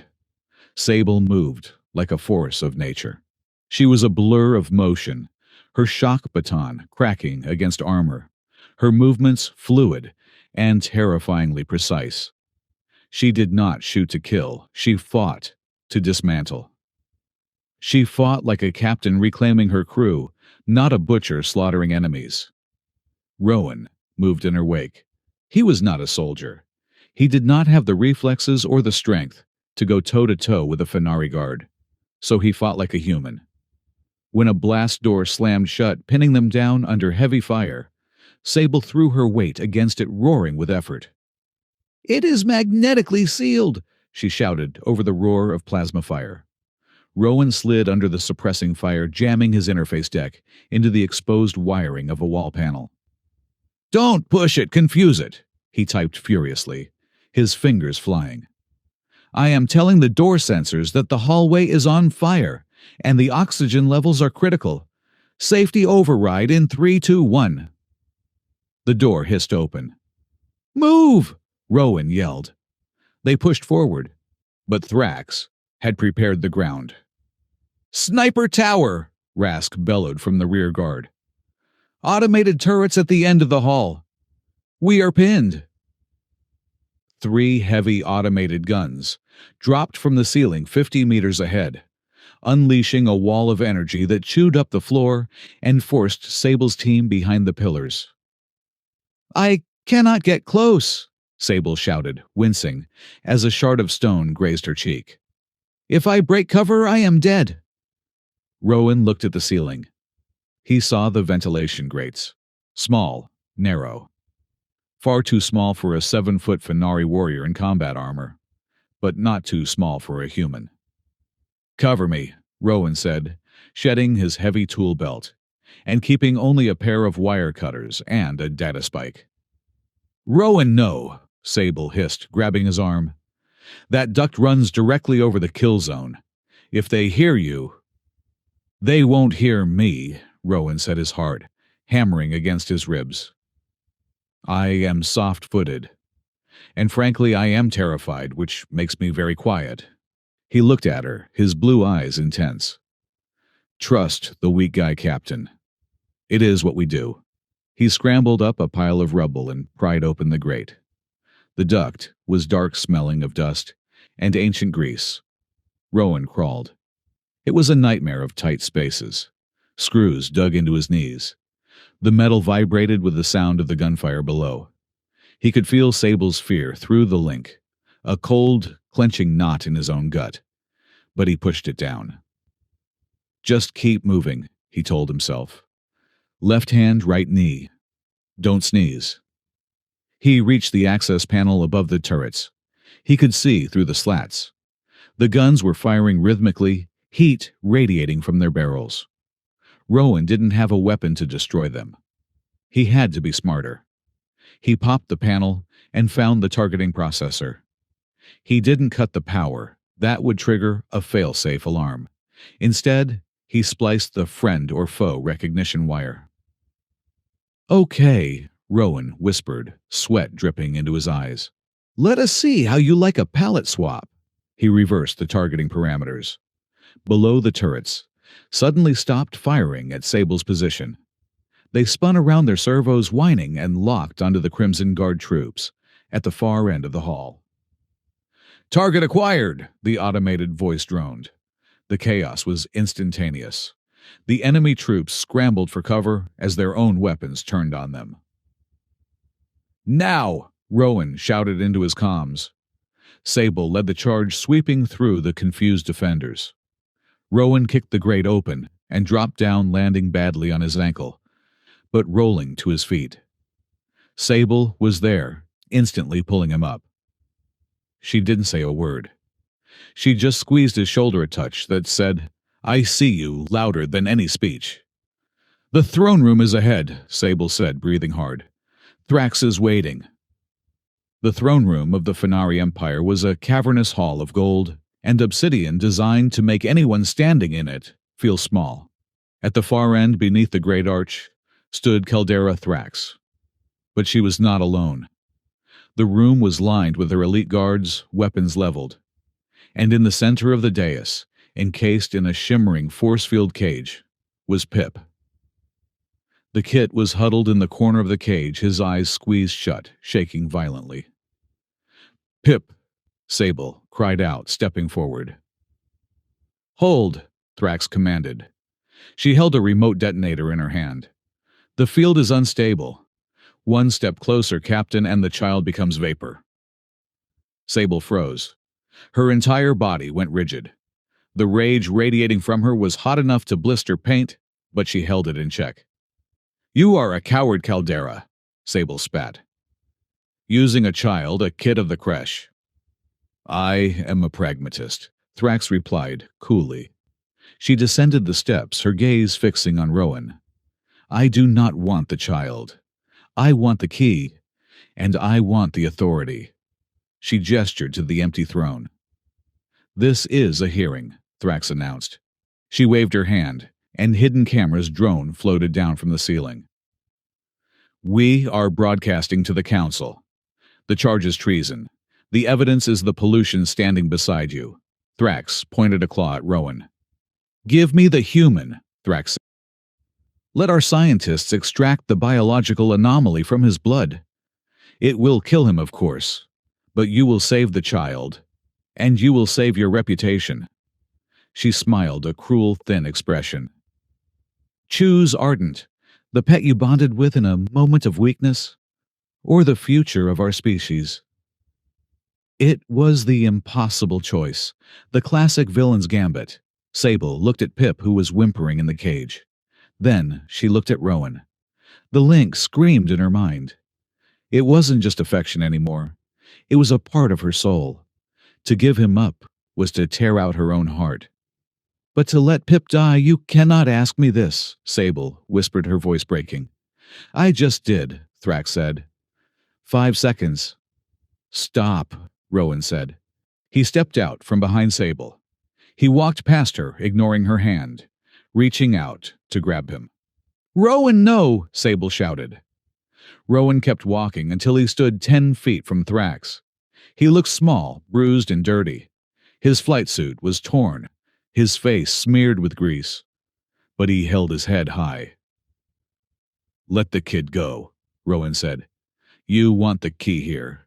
He held up his hand. The mark was pulsing wildly now, reacting to the proximity of the gate overhead. "I am the one you want," Rowan said. "Unlock the cage, I surrender." "Rowan," Sable's voice was a raw wound. "Do not do this. She will kill you." Rowan looked back at her. He smiled, a sad, crooked smile. "I know, but you are a Captain Sable. You have to save the crew. I am just the engineer." He looked at Thrax. "Open the cage. I will walk to you." Thrax's eyes gleamed with triumph. She tapped the remote. The force field around Pip flickered and died. "Come here, soft skin," Thrax purred. Rowan took a step, and then chaos erupted. Pip did not run to Sable. The moment the field dropped, the kid's eyes snapped open. He saw Rowan offering himself. He saw the threat. And he saw Thrax. Pip launched himself like a furry missile. He did not aim for Thrax's legs. He aimed high. He leaped, propelled by the enhanced musculature of his species, and clamped his jaws onto Thrax's wrist, the hand holding the detonator. "Arg!" Thrax shrieked, dropping the device. She thrashed, trying to shake the kid off, but Pip's locking mechanism was engaged. He bit down hard. Thrax, in a blind panic, struck the child, her claws raking across Pip's back. Blood sprayed, and then Thrax's blood, dripping from the bite wound, splattered onto the floor. It mixed with the blood dripping from Rowan's hand, which he had reopened in the struggle. The two bloods touched. The effect was cataclysmic. The mark on Rowan's hand did not just glow, it screamed. A shockwave of crimson and gold energy blasted outward from the point of contact. The throne room's AI system, which monitored the biological vitals of everyone in the court, suddenly went haywire. Anomaly detected. The room's voice boomed louder than thunder. Violation of Guardian protocols. Royal blood spilled by royal blood. Intervention required. Every light in the room turned a deep warning amber. The automated defense turrets that Thrax controlled spun around, locking onto Thrax. "What is this?" Thrax screamed, clutching her bleeding wrist as Pip scrambled away to Rowan. "My codes are absolute." Sable stepped forward. She saw what had happened. She saw the legal loophole that only a biological society could have. "The Guardian's choice," Sable shouted, her voice ringing with authority. "It is the old law, Thrax. You forgot the history." She pointed at Pip, who was shivering in Rowan's arms. "The kit chose a protector by spilling the blood of the protector. And by harming the kit, you have violated the sanctity of the creche. The system no longer recognizes you as Archmatron. It recognizes you as a predator." "Lies," Thrax yelled. "Kill them. Kill them all." But her guards hesitated. The room was judging her. The very building was rejecting her command codes. Suddenly, the heavy doors behind the throne groaned open. A figure walked in. She was old, incredibly old. Her fur was entirely white, and she walked with a cane made of meteoric iron. She was accompanied by 4 silent sisters, the keepers of the law. It was Matriarch Veda, the oldest living member of the council. "Cease," Veda said. Her voice was barely a whisper, but it carried the weight of a collapsing star. The room froze. Even Thrax went silent. Veda walked slowly down the stairs. She looked at Thrax, then at Sable, and finally at Rowan and Pip. "The human bleeds for the child," Veda said, looking at Rowan. "The Archmatron bleeds the child. The machine has judged." She turned to Thrax. "Your command is suspended Caldera. This requires a tribunal." "There is no time for a tribunal," Thrax screeched, pointing at the ceiling. "Look." Above them, the ceiling of the throne room, which was a massive view screen, showed the sky. The Lullaby Gate was opening. It wasn't just a rift anymore. A massive crystalline structure was pushing its way into reality. It looked like a flower made of shattered glass, spanning thousands of kilometers. And as it opened, the wave hit them. It was a physical force. Rowan fell to his knees, clutching his head.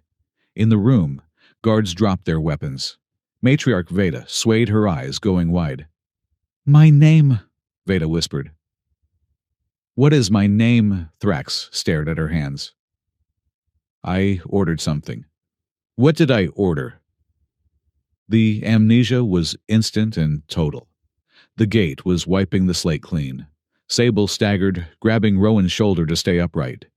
She felt her own memories slipping, her childhood, her training, her rank. They were dissolving like sugar in hot water. But then, she felt the link. It was an anchor. Rowan's mind was holding on to hers. And Rowan was holding on to the mark. "Rowan," Sable gasped. "I am forgetting." "Focus on me," Rowan gritted out through clenched teeth. "Focus on the pain. Focus on the annoying human." Rowan looked at the confusion in the room. Thrax was useless. The matriarch was lost. The guards were wandering aimlessly. "The gate!" Rowan gasped. "It is not attacking. It is waiting. It is waiting for the key." "We have to go," Sable said, clarity, returning only because of the physical contact with him.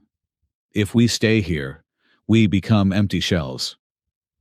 "We cannot go back to the ship," Rowan said. "We will never make it through the city." "We are not going through the city," Sable said. She looked at the skylight. She looked at the rook light parked on the plaza. She grabbed her communicator. "Morrow, are you there?" "I'm experiencing significant data corruption," the AI's voice stuttered. "Who is this?" "It is your captain." Sable shouted. Override safety protocols. Remote pilot the Rooklight to my coordinates. Hover mode. Now. Complying, outside the massive cruiser, lifted off the plaza. It drifted toward the open roof of the throne room. We are leaving, Sable told the room of confused amnesiac soldiers. She grabbed Rowan and Pip. Rask, who had been guarding the door, looked at them with blank eyes. Where are we going? To the source, Sable said. Rask. You know me, grab onto the line. The Rooklight lowered a cargo winch through the shattered skylight. Sable clipped herself and Rowan onto the cable. Rask, acting on muscle memory alone, grabbed the line. Thrax, Sable shouted at the confused Archmatron. You wanted to rule this graveyard. The winch retracted, pulling them up into the belly of the ship. As they ascended, Rowan looked down. He saw the city of the Fenari falling into chaos. Vehicles crashed. People stood in the streets looking at their hands, wondering who they were. It is a massacre of the mind, Rowan whispered. They hit the airlock. Sable dragged them inside. Bridge, she yelled, sprinting down the corridor. Get us out of the atmosphere. They burst onto the bridge. The crew was in disarray. Half of them were staring at the screens, drooling. Sable jumped into the pilot's seat herself. She shoved the confused helmsman aside. Rowan, she shouted, put your hand on the nav computer. Why? Because you are the only one who knows where we are going. The gate is calling you. Rowan slammed his glowing hand onto the black glass of the console. The ship shuddered. The mark interfaced with the drive core. The coordinates locked in. Holding on, Sable yelled. She slammed the throttle forward. The Rooklight did not turn away from the anomaly. It turned toward it. With a roar that shook the bones of everyone on board, the cruiser shot straight up, piercing the violet sky, heading directly into the maw of the Lullaby Gate. We go to the source, Sable whispered, her hand finding Rowan's on the console. Or we lose everything. The world outside the viewport turned white, and then there was silence. The Lullaby Gate was not a physical structure, not in the way a mountain or a space station was. It was a wound in the fabric of the universe that had decided to sing. As the Rooklight plunged toward the center of the anomaly, the viewports ceased to show stars. Instead, they showed ribbons of iridescent light, violent violets bruising blues, and a gold that hurt to look at. The ship shuddered, not from atmospheric turbulence, but because gravity itself was rippling like water in a disturbed pond. On the bridge, the silence was terrifying. It was the silence of minds emptying out. Rowan Mercer stood at the helm, his hands locked onto the manual controls. He was steering by instinct and by the burning map etched into his own nervous system. Beside him, Captain Sable Ardent was gripping the console, her knuckles white. Bearing, Sable whispered. Her voice was brittle like dry leaves. What is our bearing? Straight down the throat, Rowan replied. His teeth were chattering, but he forced the words out. Hold on, Sable, just hold on. I am trying, she said. She turned to look at him, and for a second her golden eyes were vacant. Who are you talking to? Rowan's heart stopped. He reached out and grabbed her arm, digging his fingers into the dense muscle of her forearm. He squeezed hard. I am Rowan, he said, his voice fierce. I am the annoyance you picked up at Gleam Harbor. I am the one with the fragile bones. Look at me. Sable blinked. The physical pain of his grip, combined with the proximity of the mark, jolted her back to the present. She gasped, air rushing into her lungs, as if she had been drowning. Rowan, she breathed, the recognition flooding back with a wash of shame.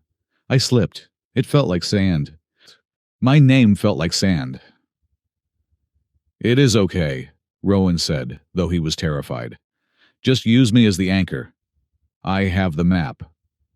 As long as you are touching me, you know where you are. Around them, the bridge crew was succumbing. The helmsman had simply let go of the wheel, staring at his hands with childlike wonder. The tactical officer was curled in her chair, weeping silently, for a mother she could no longer name. "They are lost," Sable whispered, looking at her crew. "My people. They are hollow." "Not lost," Rowan corrected. Paused. "We are going to hit the play button again." He looked at the swirling vortex ahead.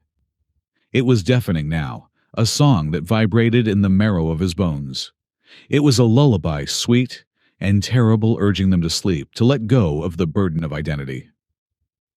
"Sable," Rowan said, shouting over the psychic noise. "If I go under, if I lose it in the next few minutes, you have to promise me something." "What?" she asked, gripping his hand so tight he felt his metacarpals grinding. Rowan managed a weak, crooked grin. "If I forget everything, I hope I still remember you frowning at me. It is a very stabilizing frown. It makes me feel like I need to work harder." Sable stared at him. Tears welled in her eyes, spilling over onto her fur. And then she laughed. It was a broken, jagged sound, but it was real. "You are impossible," she choked out. "You are facing oblivion, and you are making jokes." "It is how we survive," Rowan said softly. "We laugh at the dark until it gets embarrassed and leaves." Suddenly, the mark on Rowan's hand flared with a blinding white intensity. A beam of light shot from his palm, piercing the view screen and striking the center of the vortex. The lullaby gate responded. The chaotic swirling stopped. The ribbons of light snapped into a geometric precision, forming a tunnel. A path. "It is open," Rowan said. "It recognizes the key." "Captain." The voice of Morrow broke through the static. The AI sounded glitchy, his sentences fragmenting. "Rear sensors pursuit. Thrax." Rowan looked at the tactical display. A sleek, heavy interceptor was tearing through the cloud behind them. It was Thrax's personal yacht, weaponized and shielded. "She followed us," Sable growled. The sight of the enemy sharpened her mind, pushing back the fog. "She wants to claim the discovery." Thrax's voice crackled over the open comms, distorted by the gravitational waves. "You will not take my legacy." The interceptor fired a spread of torpedoes. "Brace!" Sable shouted, throwing herself over Pip, who was strapped into the navigator's chair. But the impact never came. As the torpedoes raced toward the Rooklight, the gate itself reacted. The tunnel walls rippled. A shimmering, translucent barrier materialized between the Rooklight and the pursuer. The torpedoes struck the barrier and dissolved, not exploding, but simply ceasing to exist, turned into harmless dust. "The gate," Rowan realized, watching the sensors. "It is protecting us." "Why?" Sable asked. "Because we have the passcode," Rowan said, looking at his hand, then at Sable, then at Pip. "And she does not." The Rooklight passed through the final membrane of the anomaly. The screaming noise vanished. The vibration stopped. They were inside. The core of the lullaby gate was not a machine. It was a garden. The ship drifted into a vast spherical space that defied physics. Floating islands of crystalline structures drifted in a void of soft white light. It was silent, peaceful, and terrifyingly sterile. Rowan brought the ship to a hover. Near the largest structure, a platform that looked like a giant sleeping flower made of glass. "We have to go out there," Rowan said. He could feel the pull in his chest, a magnetic hook dragging him toward the platform. "The atmosphere is breathable," Morrow announced, his voice suddenly crystal clear, the glitch is gone. "In fact, the air is optimized. It is perfect." Sable, Rowan, and Pip walked down the ramp of the Rooklight. The silence of the core was heavy, like a cathedral. They stepped onto the glass platform. It felt warm under their boots. "Where are we?" Sable whispered, her hand resting on her shock baton. "The delivery room," a voice said. It was not Sable. It was not Rowan. Rowan froze. He looked down. Pip was standing between them. The kit was not looking at them. He was looking up at the spire of light in the center of the platform. His posture had changed. He was no longer hunched or scurrying. He stood perfectly upright, his stillness unnatural. "Pip," Rowan asked tentatively. When the kit turned to look at them, his eyes were not the frightened brown of a child. They were glowing with the same white light as the gate. "This unit is designated Pip," the child said. The voice was wrong. It was Pip's vocal cords, but the cadence was ancient, layered and devoid of fear. "But I am merely the interface. Welcome to the cradle." Sable drew her weapon, stepping in front of Rowan. "What have you done to the child?" "I am the child, the entity." Speaking through, Pip replied calmly. "And I am the gate. And I am the sorrow you felt." Rowan put a hand on Sable's shoulder, lowering her weapon. "Wait. It is not possessing him. It is him." "Correct, Engineer Mercer," Pip, or the Cradle, said. "This biological vessel was constructed 19 standard months ago. It was released into the Fenari population as a variable. A test." "A test?" Sable demanded. "He is a living being. We found him crying in a refugee camp." "The distress was programmed," the Cradle said. "The vulnerability was a lure. I needed to find a pair, a guardian and a catalyst." The small fox child pointed a claw at Sable, then at Rowan. "The Fenari are stagnant," the Cradle intoned. "Your species values strength over connection. You isolate, you war, you are dying a slow death of genetic and cultural entropy. And the humans? You are chaotic fragile, but you possess an unlimited capacity for bonding. You pack bond with anything, even a rock, even a predator." Rowan felt a chill go down his spine. "You engineered this, the bite." "The inoculation," the Cradle corrected. "The bite transferred the dormant key code into your bloodstream, Rowan Mercer. But a key is useless without a hand to turn it. That is why the protocol required the Fenari biological response. The lick, the healing instinct. It was the only way to merge the code with the host." Sable felt sick. "So it was all a lie. The connection, the feelings. It was just you manipulating biology to open a door." "The translation error," Rowan realized suddenly. He looked at the entity. "On the exchange deck. I didn't say cute butt. I know I didn't. I was tired, but I know my syntax." The Cradle nodded slowly. "I influenced the probability of the translation matrix. A 1 in a billion glitch. I needed a public declaration of mating intent. Without it, the Fenari High Command would have separated you immediately after the incident. By framing it as a ritual challenge, I forced your social laws to protect the bond long enough for it to stabilize." Sable staggered back. She looked at Rowan, horror dawning on her face. "We are puppets. Everything we felt, the trust, the heat, it was just a program running in our blood." She looked at her hands. "I did not choose you. I was programmed to keep you."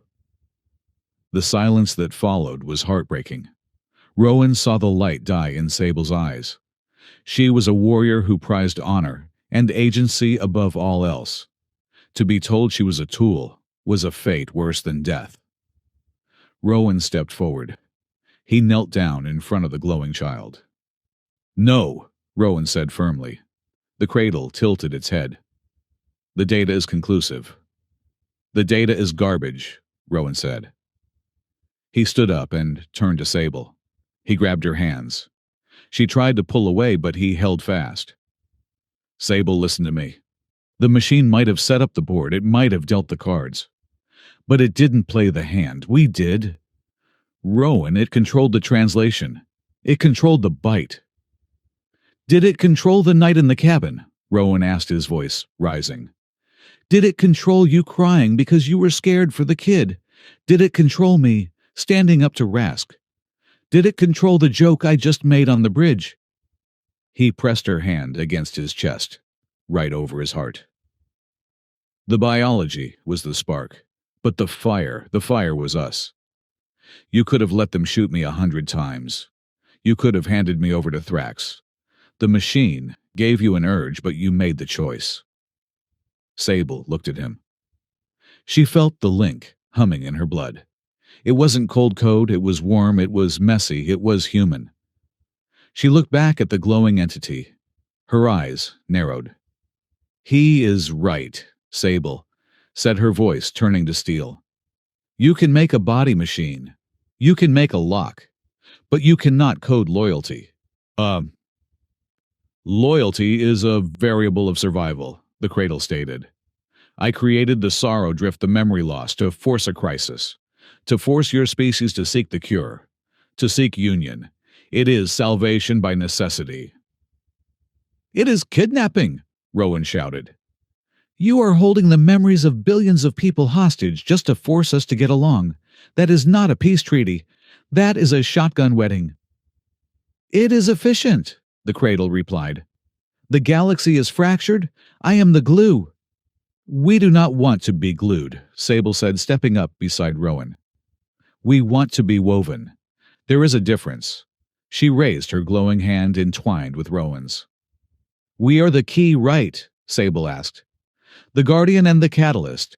That means we control the system. You are the interface, the Cradle acknowledged. You may initiate the integration protocol. This will permanently merge your species' territories and enforce the link on a population level. No, Rowan said. We are not enforcing anything. We are rewriting the terms of service, Sable added. Rowan looked at the glowing spire. Can we interface with the core directly? The biological link allows for administrative access, the Cradle said, sounding almost confused. What are you attempting? Rowan grinned. It was a dangerous engineer's grin. I am going to patch your firmware. No more sorrow drift. No more memory wiping. You are going to give everyone their lives back. If I cease the drift, the motivation for unity dissipates, the Cradle argued. Conflict will return. Let it, Sable said. Better a free conflict than a forced peace. We will build the unity ourselves, the hard way, the real way. We are keeping the gate open, Rowan added, but as a bridge, not a trap. Anyone can cross, but nobody has to. Rowan and Sable placed their joined hands onto the spire of light. The sensation was overwhelming. They were suddenly everywhere. They saw the memories of the sailors on the Rooklight. They saw the mother in the city forgetting her child. They saw the vast, terrifying tapestry of the Cradle's plan. And they pushed back. They pushed with the stubbornness of a human dandelion. They pushed with the fierce pride of a Fenari captain. Accessing core logic, overriding mandate. Coercion, new mandate, consensus. The white light of the core began to shift. It turned gold warm, vibrant and alive. System alteration in progress, the Cradle said. The voice of the entity was fading, replaced by the softer, more natural tone of a child. The drift is reversing. Memories are restoring. Suddenly, a blast of energy struck the platform. Sable and Rowan were thrown back, their connection to the spire severed for a second. Caldera Thrax stood at the edge of the platform. She had breached the shield. Her armor was scorched, her face a mask of madness. She held a heavy plasma cannon torn from the wreckage of her own ship. You will not, Thrax screamed. You will not give this power to the rabble. It belongs to the High Blood. She aimed the cannon at Pip, who was standing defenseless, as the entity retreated from his mind.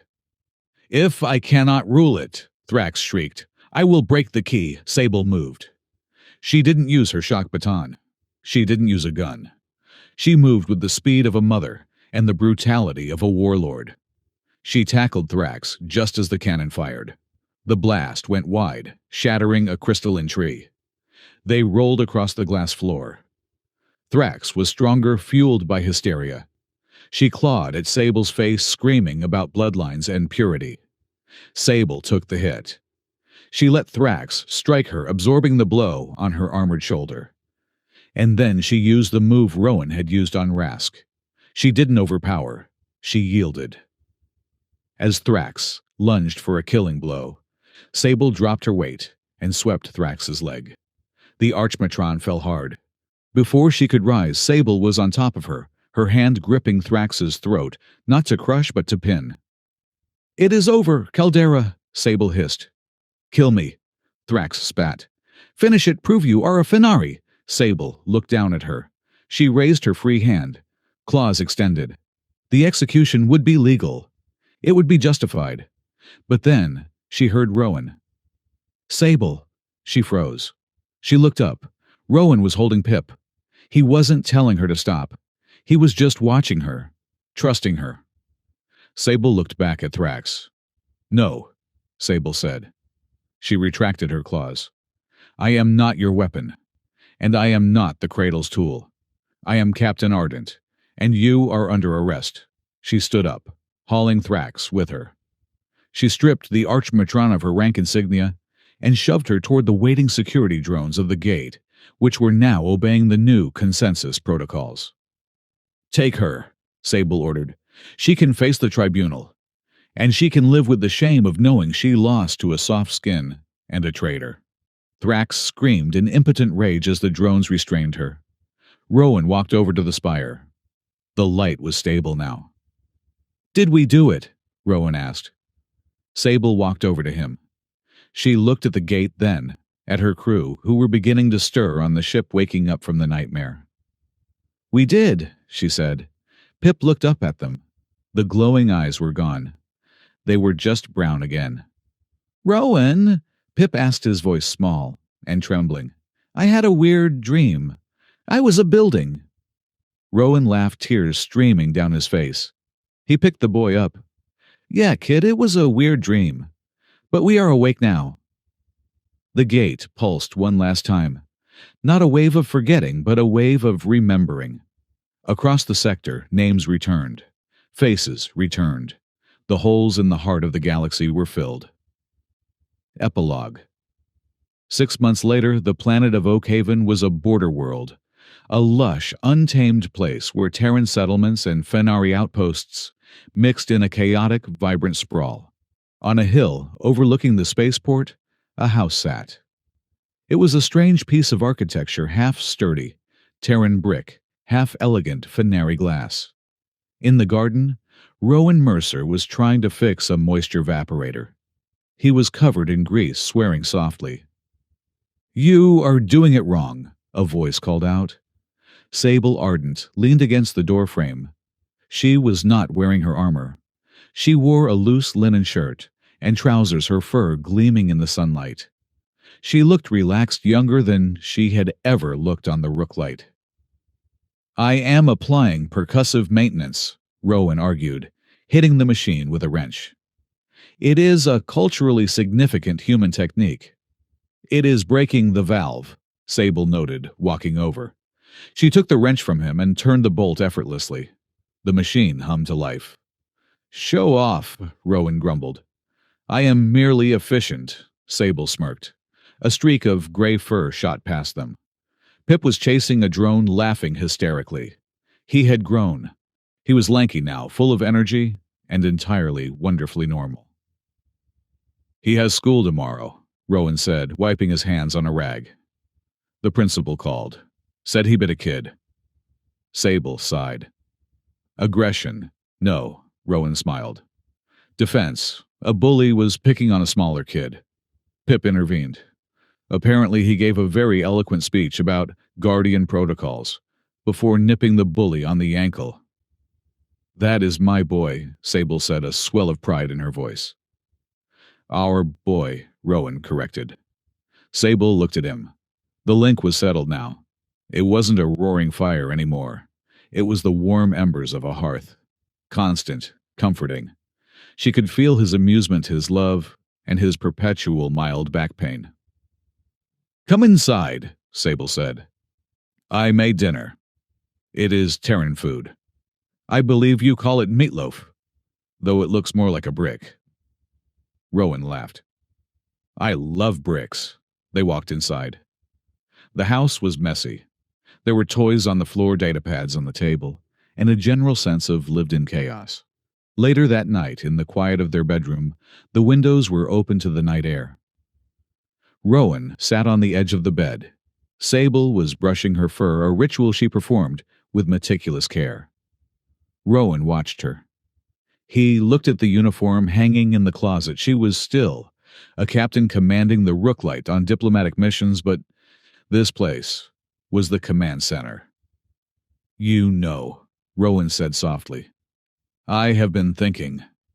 Dangerous, Sable murmured, putting down the brush. About that day on the exchange deck, Rowan continued, when I slipped. Sable turned to him. Her eyes danced with amusement. When you propositioned me in front of 2 armies. I still maintain, Rowan said, crawling across the bed to sit next to her, that it was a translation error. But he took her hand. He ran his thumb over her knuckles. If I could go back to that exact moment with all the guns pointed at me and the scary fox lady staring me down. Yes, Sable leaned in closer. I would still say it, Rowan whispered. Because honestly, I wasn't wrong. It was cute. Sable threw her head back and laughed, a rich, full sound that filled the room. You are an idiot, Rowan Mercer. I am your idiot, he countered. From the hallway, there was a soft patter of feet. Pip stood in the doorway clutching a stuffed toy that looked vaguely like a distorted starship. Nightmare, Sable asked, her voice instantly shifting to the soft maternal tone that still surprised her. Pip nodded. The building dream again. Come here, Rowan said, patting the space between them. Pip scrambled up, burrowing under the covers between his parents. You are safe, Sable whispered, curling her tail around the boy's feet. The building is gone. Only the house is left. Rowan held up his hand. The mark was faint now, a pale white scar that only glowed when emotions ran high. Pip looked at the finger. He looked at Rowan. A mischievous glint entered the child's eyes. He reached out and gently, very gently bit the tip of Rowan's finger. Hey, Rowan feigned outrage. We talked about this, no eating the parents. Sable smiled. She reached out and took Rowan's hand. She brought the bitten finger to her lips. But this time there was no biological imperative. There was no rush of ancient code. There was no force. She kissed the finger, softly, deliberately. Healed, she whispered against his skin. Rowan looked at her, and the love he felt through the link was finally perfectly silent. Yeah, Rowan said, pulling his family close. Healed. Outside, the stars shone down on the border world, silent and vast, no longer needing a machine to tell them how to shine.